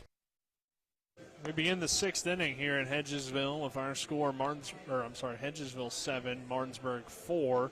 Bulldogs coming to the plate here, top half of the 6th here at the Hedgesville Baseball Complex. Jackson Rest on the mound for the Eagles. And warming here as Martinsburg coming to the plate trip, and they were able to get a run back in that last half inning. Carson Buber with 3 straight strikeouts, so things starting to maybe turn momentum for Martinsburg, but we'll see here what they're able to do in this half to potentially make it interesting heading into the 7th. Yeah, this is a big at-bat for Owen Rubenthal. Needs to get on any way at all. He'll walk or anything, and then, Oviedo, who has had success here today and hit the ball really hard against Jackson Ruiz, so probably feeling good about himself, on deck, and that would kind of turn the lineup over, give Martinsburg a shot to not only get Canby in the top up this inning, but possibly even, late in the 7th inning, which is something that, they would love to do. So big at bat here. Rubenthal takes the first one. A curveball hits the zone for strike 1. And that's a difference when you're pitching successfully. You can throw your pitches for strikes. You see a first pitch curveball for a strike, and that helps you get outs. Helps you get outs. Fastball grounded towards second. Throw over from French in time to Nichols for out number 1. So Rubenthal is retired on the ground out. Oviedo, as you mentioned, hit a ball that would have been a home run at every other ballpark potentially in the EPAC. But that big wall out there in center kept it in the park. Still a really well hit ball and a RBI double for Oviedo. Ball carries well here. A lot of kids like to hit here.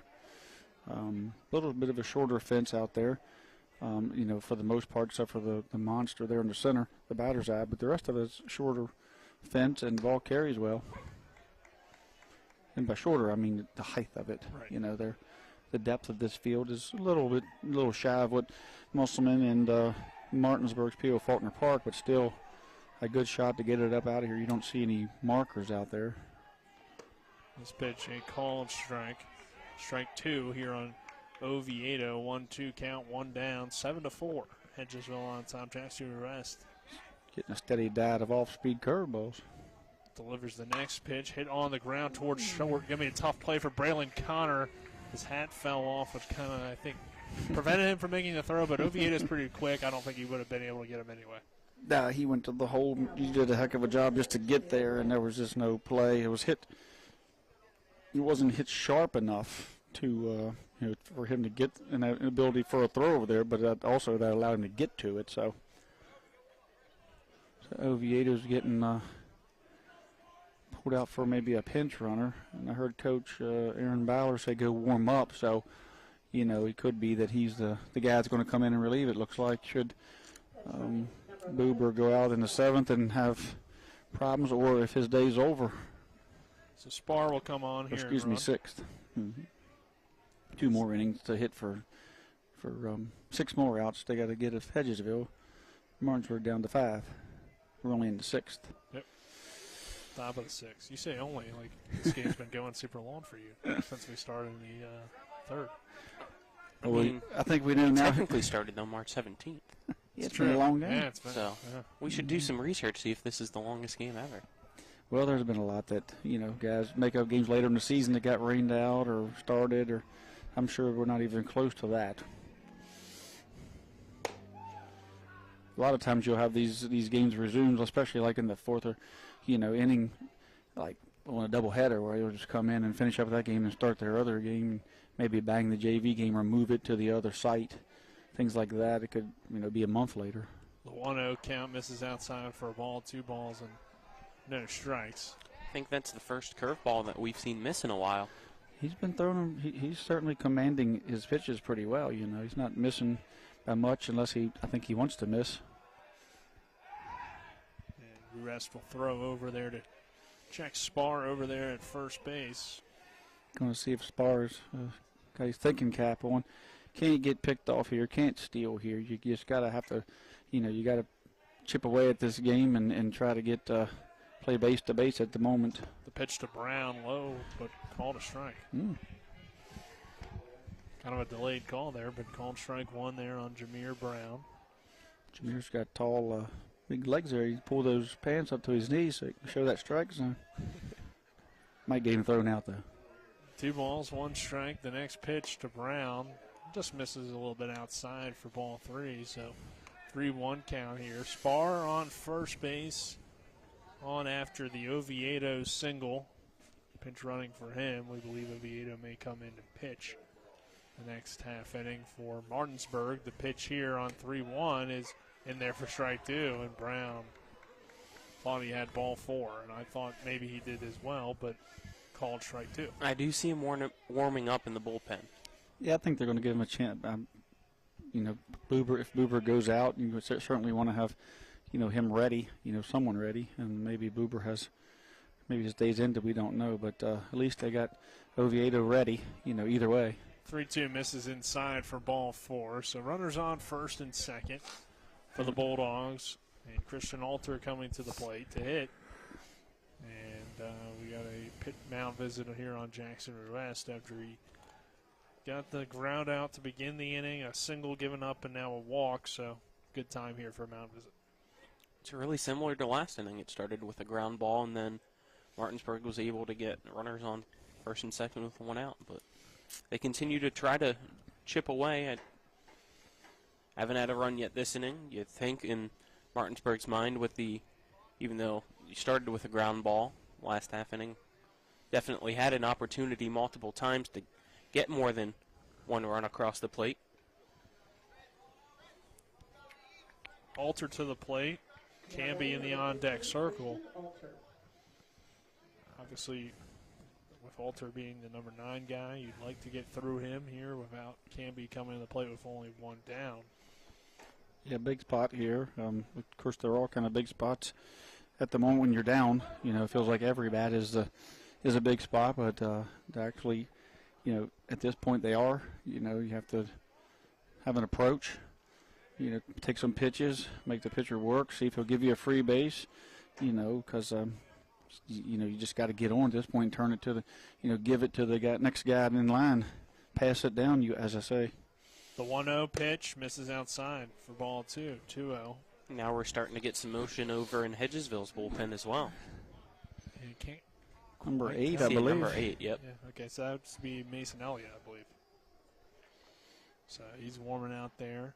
The pitch here from Ruest.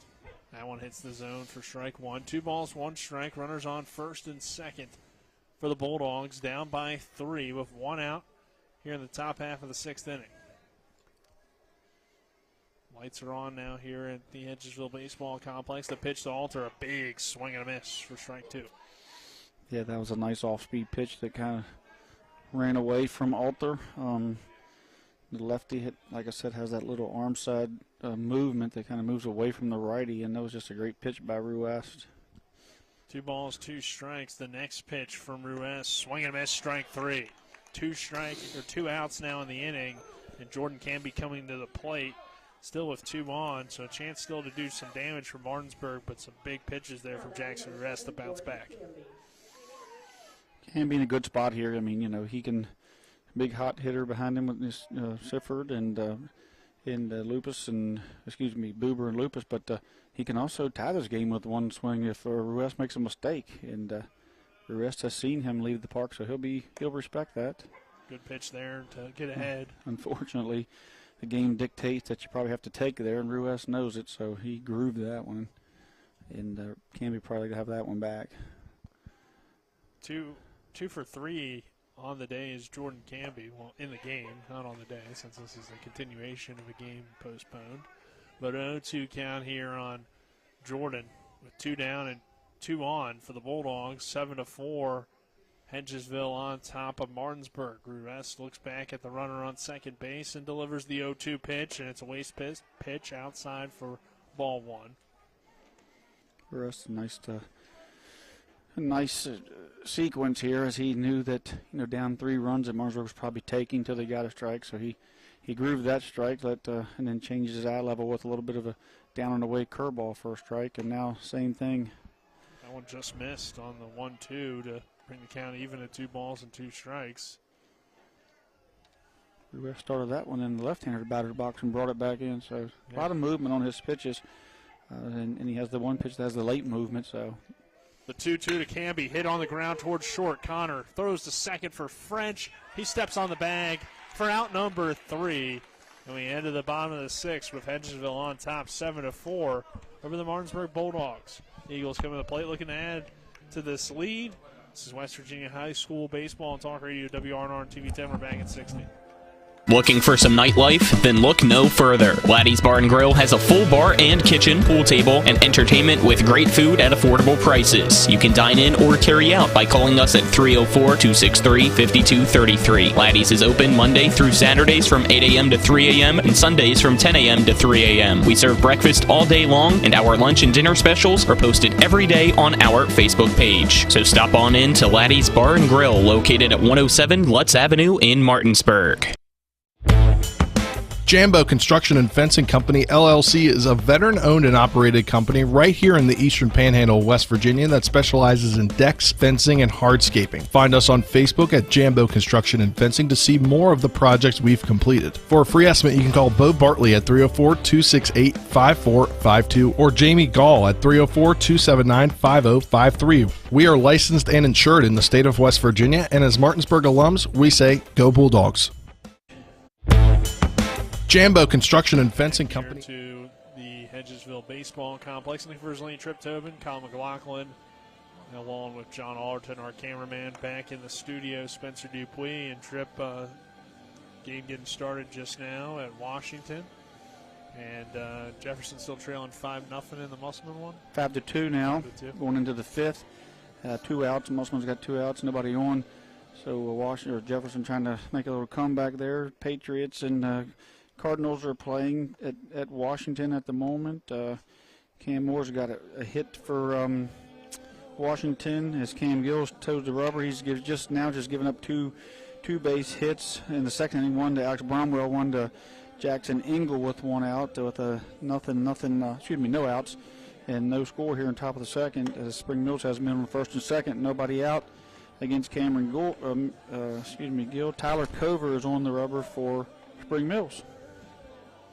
Lots of EPAC action tonight against each other. Yeah, good night for EPAC baseball. Brandon Oviedo now pitching for Martinsburg in relief of Carson Buber. So Buber's night done. Decent outing for Carson. Got off to kind of a rough start, but he'll take over at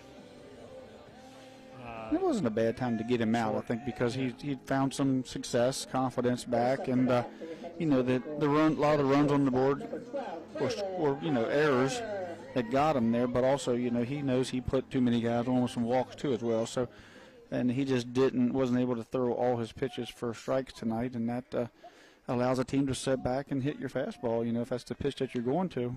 Pitch here to Braylon Connor to lead off this bottom half of the 6th inning. He takes that one high for ball 1. Connor, the shortstop, walked and singled so far in the ball game. And he hits this one deep to left field. Going back on it is Grove, and it is out of here for a solo shot from Braylon Connor. We said he's swinging a hot bat, and that continues. It is 8-4 Hedgesville. Yeah, that ball, fastball up, and he got all of that one. Like I say, a nice ballpark here. Ball carries a little, but swing, and he hit it hard. And you seen the left fielder take off out there and just look up, and into the woods it went. So great swing there by Braylon Connor, and he's just been really, offensively on fire here this year so far. Braylon Connor delivering his second RBI of the game. Very possibly his first high school home run that I know of. Yeah, not a guy that you typically think of with the home run power, but certainly, like you said, ball travels well here at Hedgesville, and he gets some top spin on it, has good swing and good bat speed. And this one's hammered out towards center field by Chris French, but Jordan Canby is under it for out number 1. So Braylon Connor certainly making a run at our player of the game, as weird as it's going to feel because of how the game was played. But he did have a single in the 3rd and a homer here in the 6th.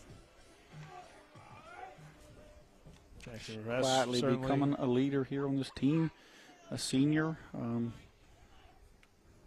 Nichols hits this one foul down the line. Nichols also a man who's lost a few balls here in this ballpark. And I think you start to maybe jump on some of these first pitches when you see a young pitcher on the mound at Oviedo. He certainly has talent. Yeah, he's sophomore.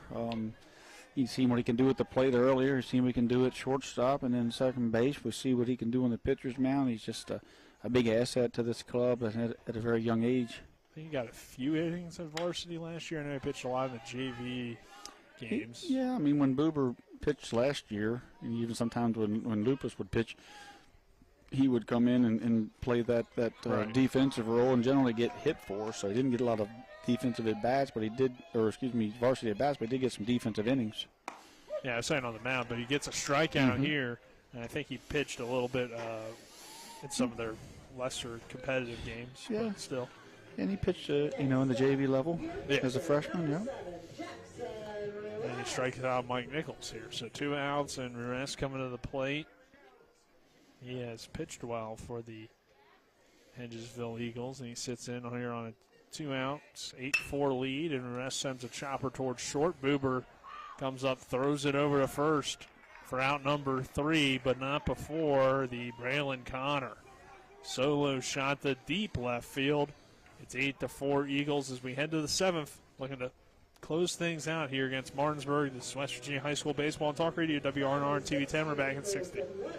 Hi, it's Talk Radio WRNR and TV10 Spencer Dupuis. When I got into a car accident and needed to get another vehicle, I wanted to go somewhere I could trust. So I went to the Heffley Motor Company at 993 Hedgesville Road. As a first-time car buyer, I really didn't know what to expect. But at Heffley, they treated me like family. Every step in the process was seamless. Not only did they give me a great deal, but they also helped me secure an amazing interest rate. Now I know firsthand why Heffley has such a great reputation in this community. I ride with Heffley Motor Company, so you should too.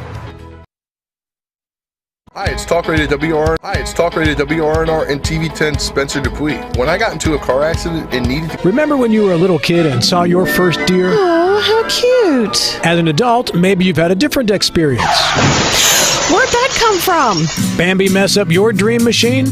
Call Cody's Auto Body today at 304-901-4777 and get the work done right the first time. Cody's Auto Body, 851 Wilston Street in Martinsburg, has a team of auto body professionals with a lifetime of experience putting your ride back together again, regardless of how it got that way. Cody's Auto Body. Leading 8-4 over the Martinsburg Bulldogs. Nick Verzolino alongside me, Trip Tobin, Kyle McLaughlin, John Hallerton, our cameraman, as Hedgesville looking to close things out with Jackson Rivest on the mound to begin the 7th. Top half of the 7th. After the home run from Braylon Connor extends the lead out to 8-4, the solo shot. Top of the order, though, for Martinsburg, 2, 3, 4 hitters due up, and Landon Siffer, Carson Buber, and Michael Lupus. So some dangerous hitters that Ruess will have to work his way through. And we know Mason Elliott has been warming in the Hedgesville bullpen. Ruess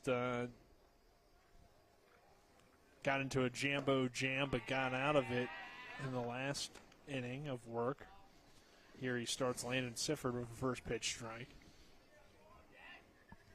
The 0-1 from Ruess. Called strike 2 at the knees. So 0-2 quickly here on Landon Sifford. Sifford's got a needs to get on base anyway at all here. Got himself in a little hole. The 0-2 fouled straight back into the netting. Almost took out the camera. Luckily it didn't, Carl. Or you'd have to sprint down there. I know. I'd make you do it, too. Climb down the net. Yeah. Jump out the window. Relax, Spider-Man. Relax. The 0-2 pitch misses a little bit low and outside for ball one.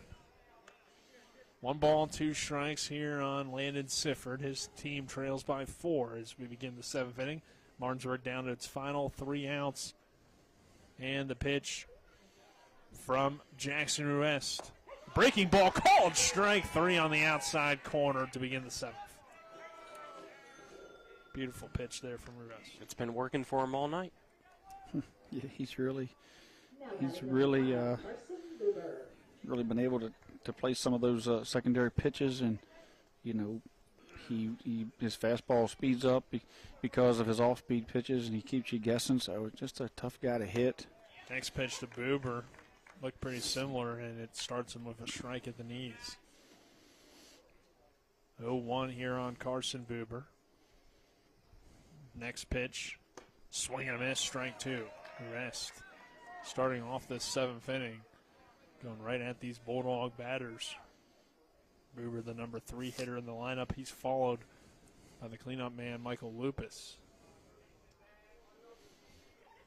The next pitch, fouled away by Buber. It might be tough to keep Lane DeLauder away from being player of the game after he's pitched, and has his team in it. And he did 3 RBIs in his game, has a triple. So, if we have to take into consideration the full game, right, he may be the guy. It's a weird situation.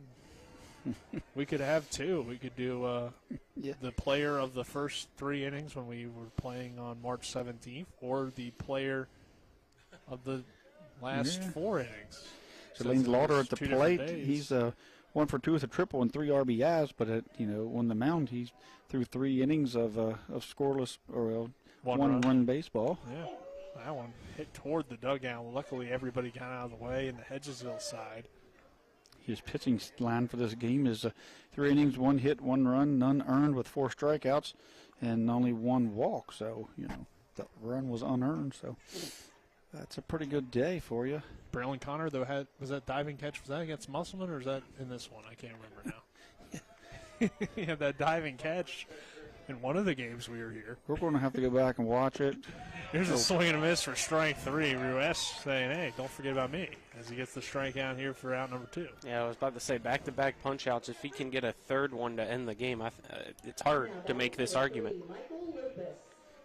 I'm not the one that has to make the decision. One thing for sure that we look at Hedgesville, you can look at Ruest and what he's done, look at DeLauder, what he's done, look at Connor, what he's done, and that just has to bring smiles to the coaching staff as they're getting, contributions up and down the lineup defensively and offensively, and it's not just a one-man show. And I think Hedgesville overall is one of the best teams, the guys that mesh and play well together. 0-1 called strike 2 on the outside corner, so 0-2 count, 8-4. Hedgesville on top of Martinsburg. Michael Lupus at the plate, the number 4 hitter in the lineup. Ruest kicks and deals his pitch. This one hit into right field. DeLauder gets over, makes the catch for out number 3, and Hedgesville knocks off Martinsburg 8-4 to get the win. The Eagles have a big win here in the EPAC, and they are starting to pick things up now as well, Tripp. So it's getting interesting, and we're still in the very early part of the season. Yeah, it's getting very interesting as we see, some of these guys, these coming alive, these younger guys playing well. Hedgesville has that senior laden class, but then you see Patterson and Canarium and some of those, and even Lane DeLauder, the young guy. I think they're overall a very talented team that can't be overlooked, and Tanner Matthews not even on the field tonight because he's resting from the one heck of a ball game he threw yesterday. So they're deep, they're probably as deep as it goes. Martinsburg still trying to figure out a few things. Started off hot and ran into a couple guys the last 2 nights, or into a couple hot teams the last 2 nights. So they're going to have to get a few things figured out. They have the coaching staff that'll work on those weaknesses. I think it's going to be a really interesting May. Let's go ahead and take a 2-minute break. On the other side of that break, we'll get into the post-game show. Colin will have an interview with Coach Grove along with our player of the game. This is West Virginia High School Baseball on Talk Radio WRNR and TV 10. We're back in 2 minutes.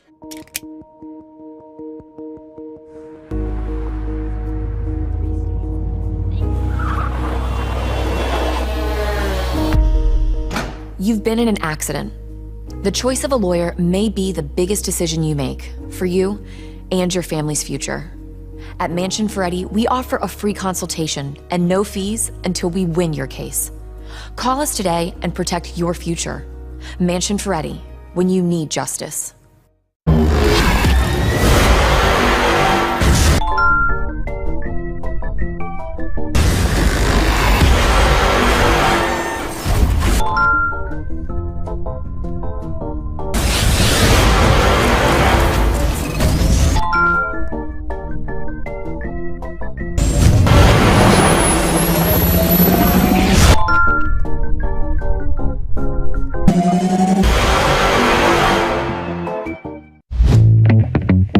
Rock's Grab and Go is made fresh daily.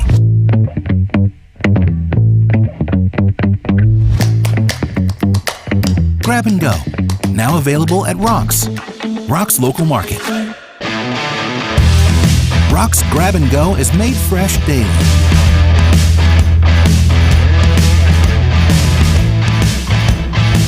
Grab and Go, now available at Rock's local market.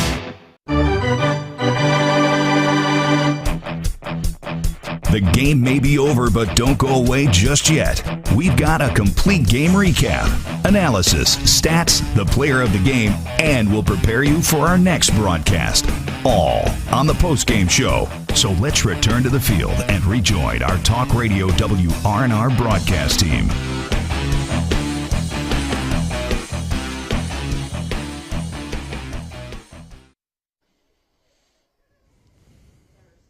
We welcome you back here to the Hedgesville Baseball Complex. Hedgesville gets the win over Martinsburg 8-4 as this game continuing from the postponement on March 17th. And it was a 1-0 Bulldogs lead when the rain started, and Martinsburg comes back here. They keep Carson Buber out there. Hedgesville changes up the lineup a whole lot and finds a way to get the win 8-4. Lane DeLauder got the start.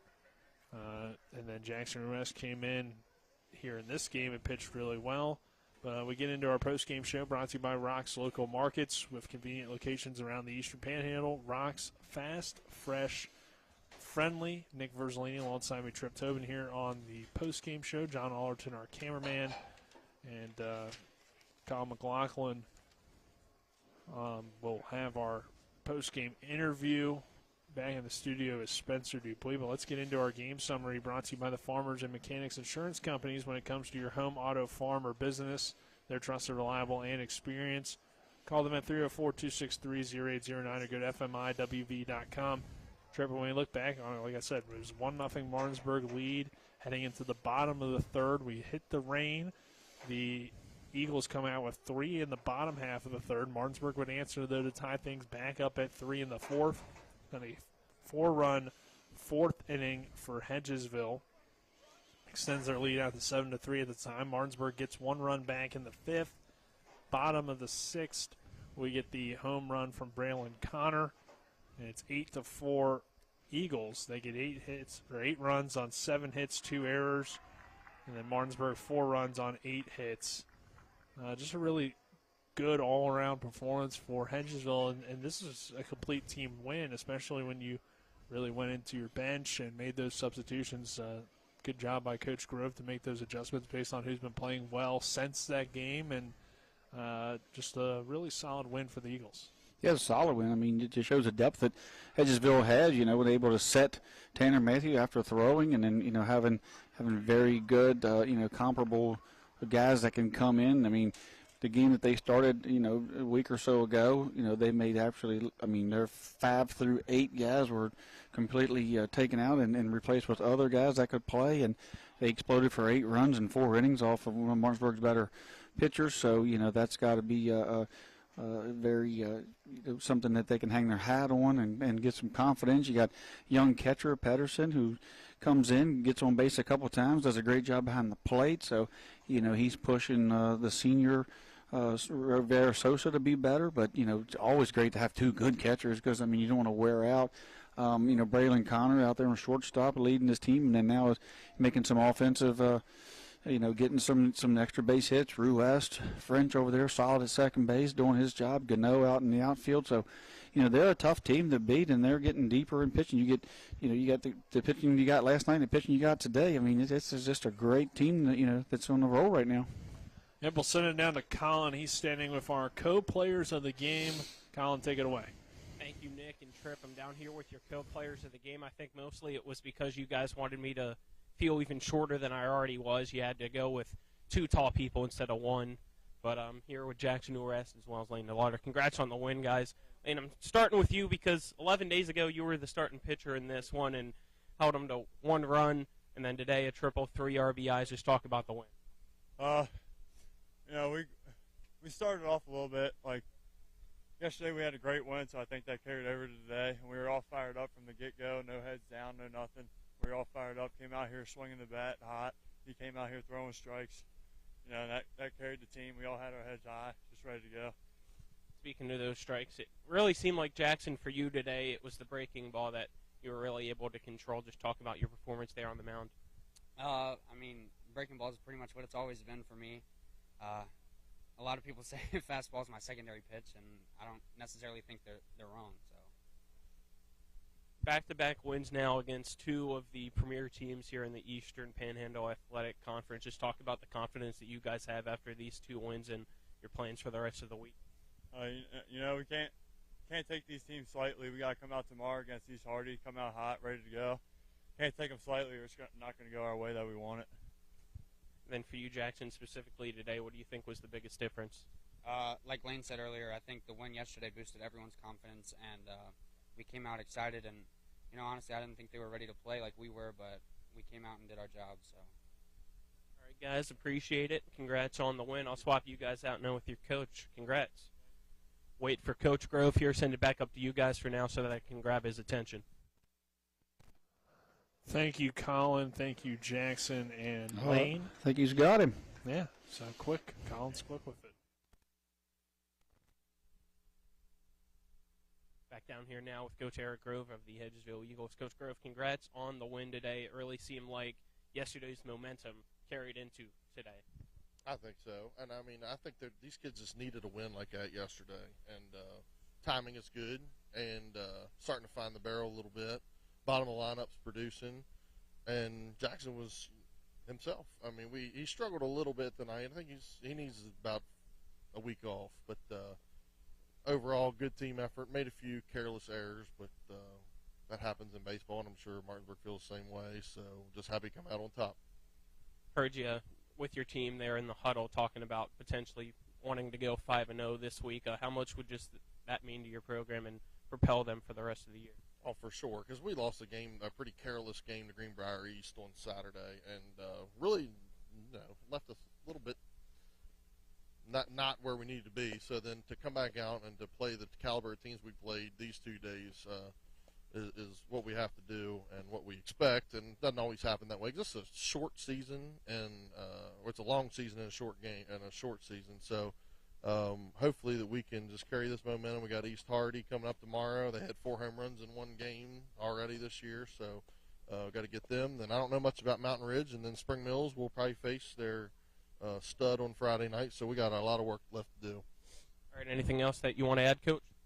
Braylon Connor played a heck of a game. I said in the dugout, good teams extend the game in the 6th and 7th inning with runs, and we did that. And it was just one swing of the bat. You score 1 or 2, it really kills the spirit late when you're already down. So happy with him and everybody for coming out from first pitch ready to hit and play. All right, appreciate the time. Congrats on the win. Back up to you, Nick and Tripp. Thank you, Colin, and thank you to Coach Grove as well as, he talked a lot about it. Big week for this Hedgesville team. They've already got those 2 EPAC wins. They still got Spring Mills on the horizon and some quality non-conference games, but seems like this team, 1 through 9 in the order, they're hitting, and their pitching is starting to come around as the season goes on. Jackson didn't necessarily have his best stuff tonight, but had enough, and it looked like Jackson Ruiz toward the end there. It was really clicking. Excuse me. Yeah, I think the interviews were awesome because I think they said exactly what this team has said. Both of those young men were complimenting each other and the rest of their teammates, and of course Braylon Connor out there getting it done. But Coach Grove said it. When that home run goes over the fence and you're already down a run, 2 runs, 3 runs, that just takes the life out of it, extends that lead, and it just gives them momentum. But I think the fact that they're that deep, they have 2 good catchers, and they have pitchers that they can throw out there and then give them a day off the next day, or a catcher I think that's going to play, well into this. Like he said, it's a long, short season. By that he means there's a lot of games in a short period of time. It's called the grind, and it can wear you out, and you can get it into your own head and lose confidence. But when you're winning and and you're contributing either by getting on base, walking, bunting, anything you can do to contribute, as this was a whole team effort tonight. Everyone gets in the dugout happy, and when you look at this, what happened here tonight, you look at as a whole this game, you're looking at 9 guys. And then 4 more guys, that's 13 guys, and then a courtesy runner here. And all of a sudden, you've got the whole team on the field, has a part of this win. So it's a total team win with a team with depth. And on the opposite side, Martinsburg is young, and they're starting to show it a little bit. They got off to a hot start. They're showing a little bit of their youth with a few mistakes here and there, and a couple of key strikeouts and kind of a bad approach at the plate a few times. But don't expect them guys to not fix their mistakes. And I think they said it well, too. I think they came in here with Hedgesville, that is, came in here with momentum, and I think it was a bad draw for Martinsburg to have some momentum when the rain come down and then come off of a little bit of a hangover from the loss last night. So, sometimes it takes a little luck, and things have to go your way in baseball, and sometimes you have to make things go your way, and a little bit of both that happened tonight. So if that game continues, maybe Martinsburg keeps that momentum and rolls through it. Ruiz to just come back from basketball, hadn't had the swings or the things that he had, but now when he's here in full swing and contributing, and they're just going to be a tough team, and Martinsburg has some things to do, as Jefferson does as well. The 2 teams that made it to the regional last year both have taken some losses to some EPAC teams. And if they want to be, where they were last year in the end of May, then they both need to pick it up. These other teams are, coming along. It's definitely going to be a really interesting section, as it always is on this side. But, looks like this year's going to be toward the top. But let's get into our game stats, brought to you by Bechtel Jewelers, West Virginia's largest Pandora retailer around 11 South Inwood, taking care of you like nobody's business. We'll start with the Bulldogs. Jordan Canby goes 2 for 4 at the plate. Landon Sifford 1 for 4 for an RBI, 1 for 4 day for Carson Buber. 1 for 4 day for Mike Lupus. He also has an RBI and a run scored. Rubenthal goes 0 for 2 with a run scored and a walk. Oviedo, a nice day, 2 for 3. RBI for him, hit that one off the wall in center field. Jameer Brown goes 1 for 1 with an RBI and 2 walks. Alter 0 for 3 at the plate. Martinsburg as a team goes 8 for 28.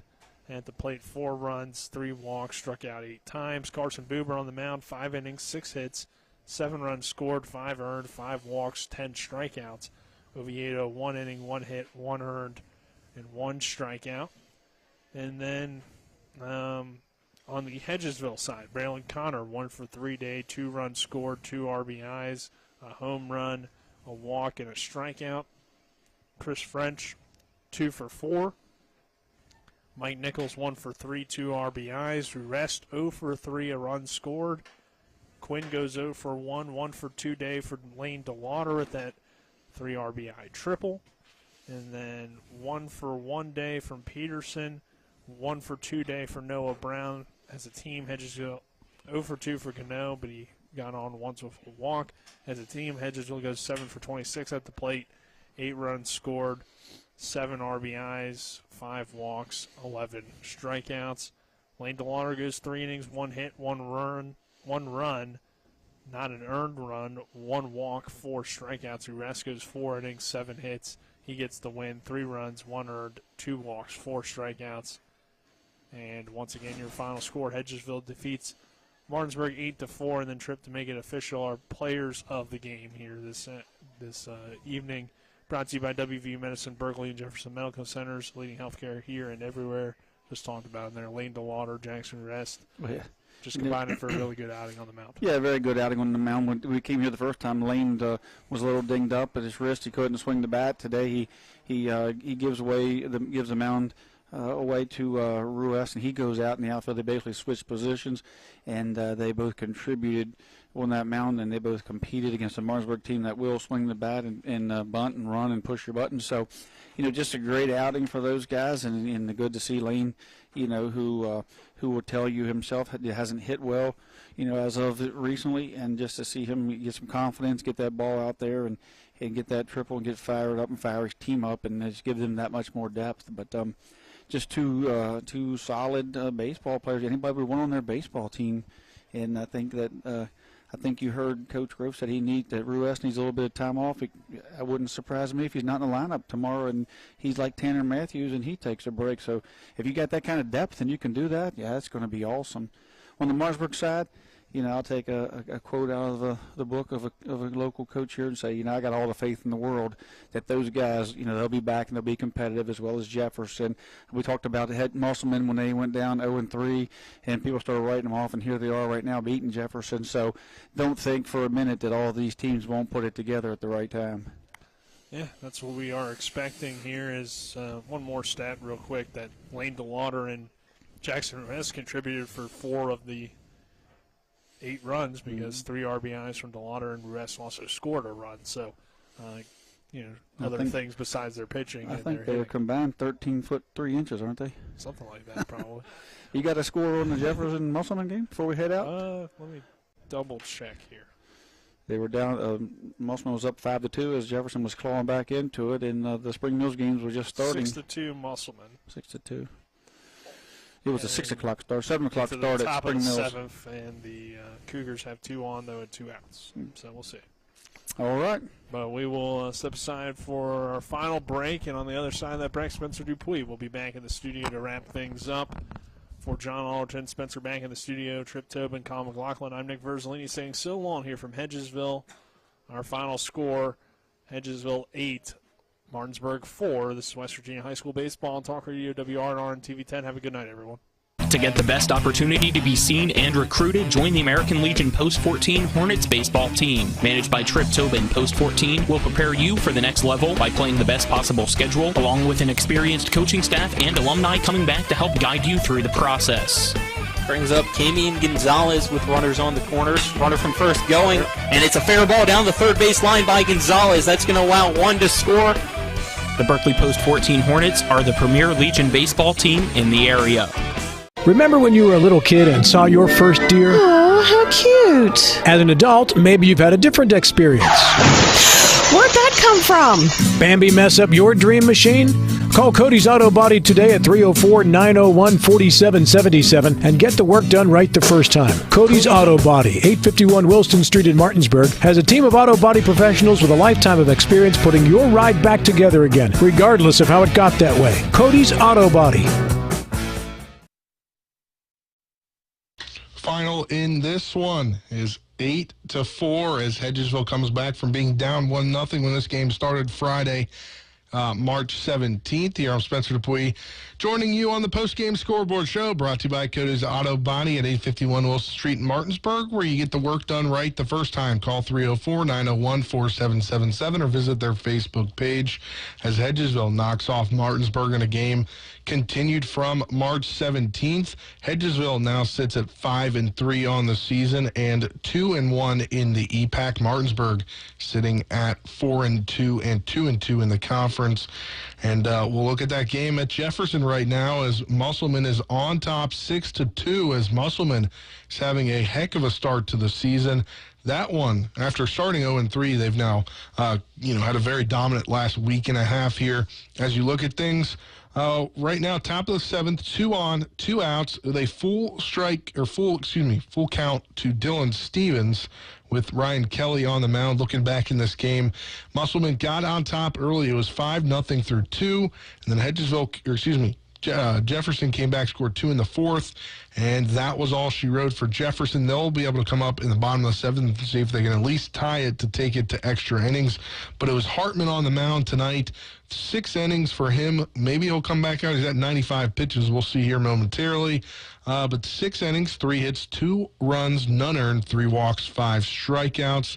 Let's look elsewhere around the EPAC as I don't see that game getting started. I guess it has gotten started with Washington. Spring Mills is on top 5-0 over Washington. We saw Washington last night get that 6-5 victory over Martinsburg. So middle of the third inning, it's 5-0 Spring Mills. For Spring Mills, it's Cover on the mound. We saw him last year a little bit. Tyler Cover, he's thrown 2 innings of just 1 hit ball on 1 strikeout, 23 pitches through 2 innings. He'll be back on the mound momentarily, but it's a 5-0 lead for Spring Mills over Washington. Kind of shocking there, but Washington, they are the comeback kids. They did come back last night. It's currently Washington softball on top of Spring Mills 5-0 in that one. Here, let me pull it up, the live feed on Game Changer. Top of the 4th inning. Ruffner is on the mound for Washington, the Shepherd commit. Let's see what else is going on in softball.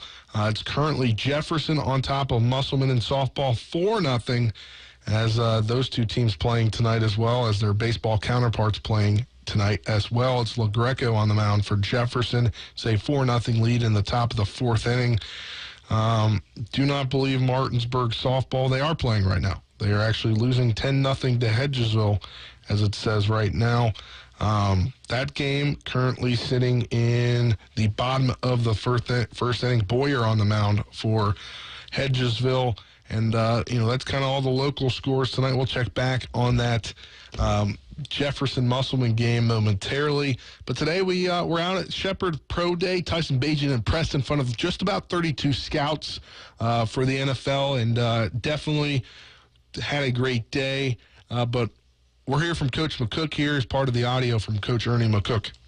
I was really proud of them. For them to have the opportunity to be able to participate in this and have such a great turnout from the NFL, the media, and our fans. I mean, what a great day. Probably the best pro day that I've seen here ever. I got to think it's as good as anywhere in small college football. I thought it was a great opportunity for our guys to show how hard they work and how hard they prepared to be able to try and give a shot playing the next level. I was also really excited that we could offer opportunities to other small college kids in the state of West Virginia. We had representatives from Wheeling, Concord, Charleston, along with the University of Buffalo. So all in all, man, what a great day. What a great day, Coach Ernie McCook said earlier today. If you want to see that full interview, it is on our WRNR TV on YouTube page. Elsewhere on there, you can catch our interview with Joey Fisher. He very much so impressed today. Let me pull up some numbers as he got some attention from the NFL world today, the NFL media world, as NFL at NFL on Twitter actually tweeted out some of the stuff he did today, as he tweeted out he had put up 40 reps of 225 pounds on the bench press. That would have been the record at the NFL Combine had he been invited. And if you go look at it, watch his interview, he said he felt slighted that he wasn't invited to the NFL Scouting Combine, so he put in the work. And I think, let's see, Jim Nagy, the Senior Bowl guy, he says he's heard 4th to 6th round range from NFL scouts today for Joey Fisher, who had a pretty impressive 40 time for an offensive lineman. He had 5.03 and a 4.96. Ronnie Brown ran a 4.38, so that was pretty good. So you'd at least think Ronnie Brown will get an undrafted free agent ability to go try out for a team later on this year. But again, all of our content from today at the Shepherd Pro Day you can catch on our YouTube page. And if you missed it, Nick Verzolini caught up exclusively with Robert Griffin III over the weekend. That also on YouTube as he was out working out at Rams Stadium with Tyson Bagent. You can catch those 2 interviews on our YouTube page as well. But about exactly a month away from the draft, and it'll probably be a month away from when Tyson Bagent gets drafted, most likely on day 3 where he's projected to go. He went through 60 balls today, went about 54, 55 for 60, and he pretty much impressed. Heard some scouts out there very impressed, and I know things are looking up, obviously, for Tyson Bagent. Will be covering them up into and after the draft. But let's get into some NIT college basketball here, as I believe it's the NIT semifinals tonight. Right now at halftime, Wisconsin on top of North Texas 41-29. Game getting going at 9:30. The other semifinal, Utah Valley at UAB.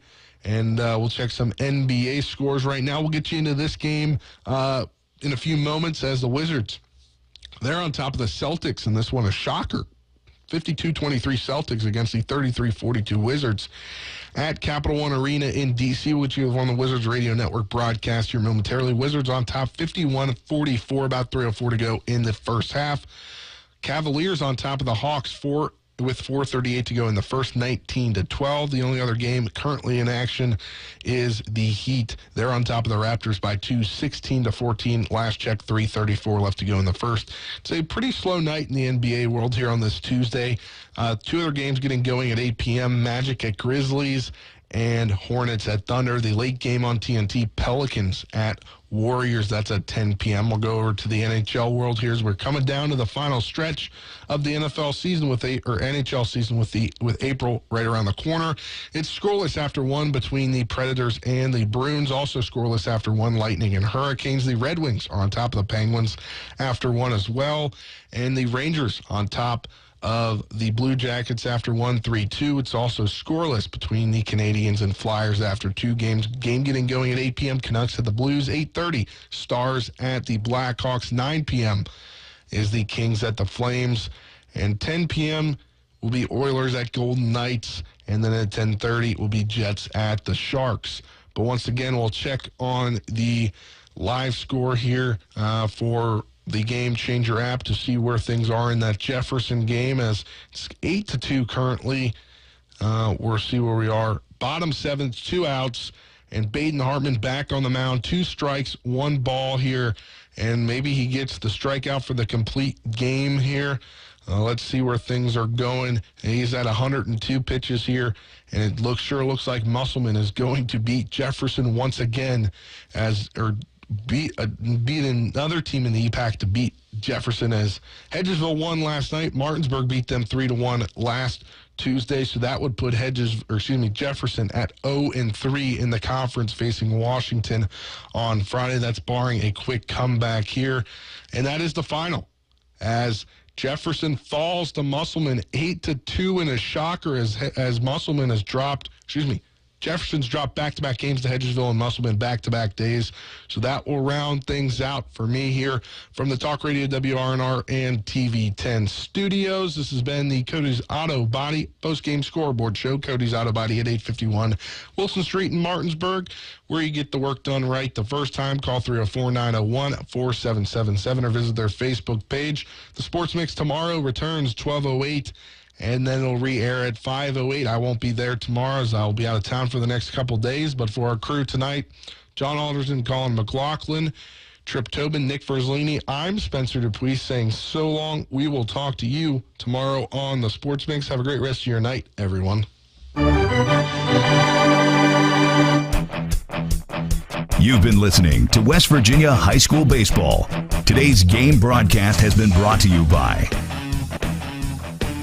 Parsons Ford of Martinsburg, The Skinner Law Firm, Laddie's, Trips Flooring, Jambo Construction and Fencing, the Mirius Group of Financial Advisors, Smallwood and Small Insurance, CMA Honda of Winchester, Bechtel Jewelers, Cody's Auto Body, Rock's Local Markets, CMA Toyota Chevrolet of Martinsburg, Orsini's Home Store, Farmers and Mechanics Insurance Companies, WVU Medicine Berkeley and Jefferson Medical Centers, the Mansion Ferretti Law Firm, and by Hagerstown Ford.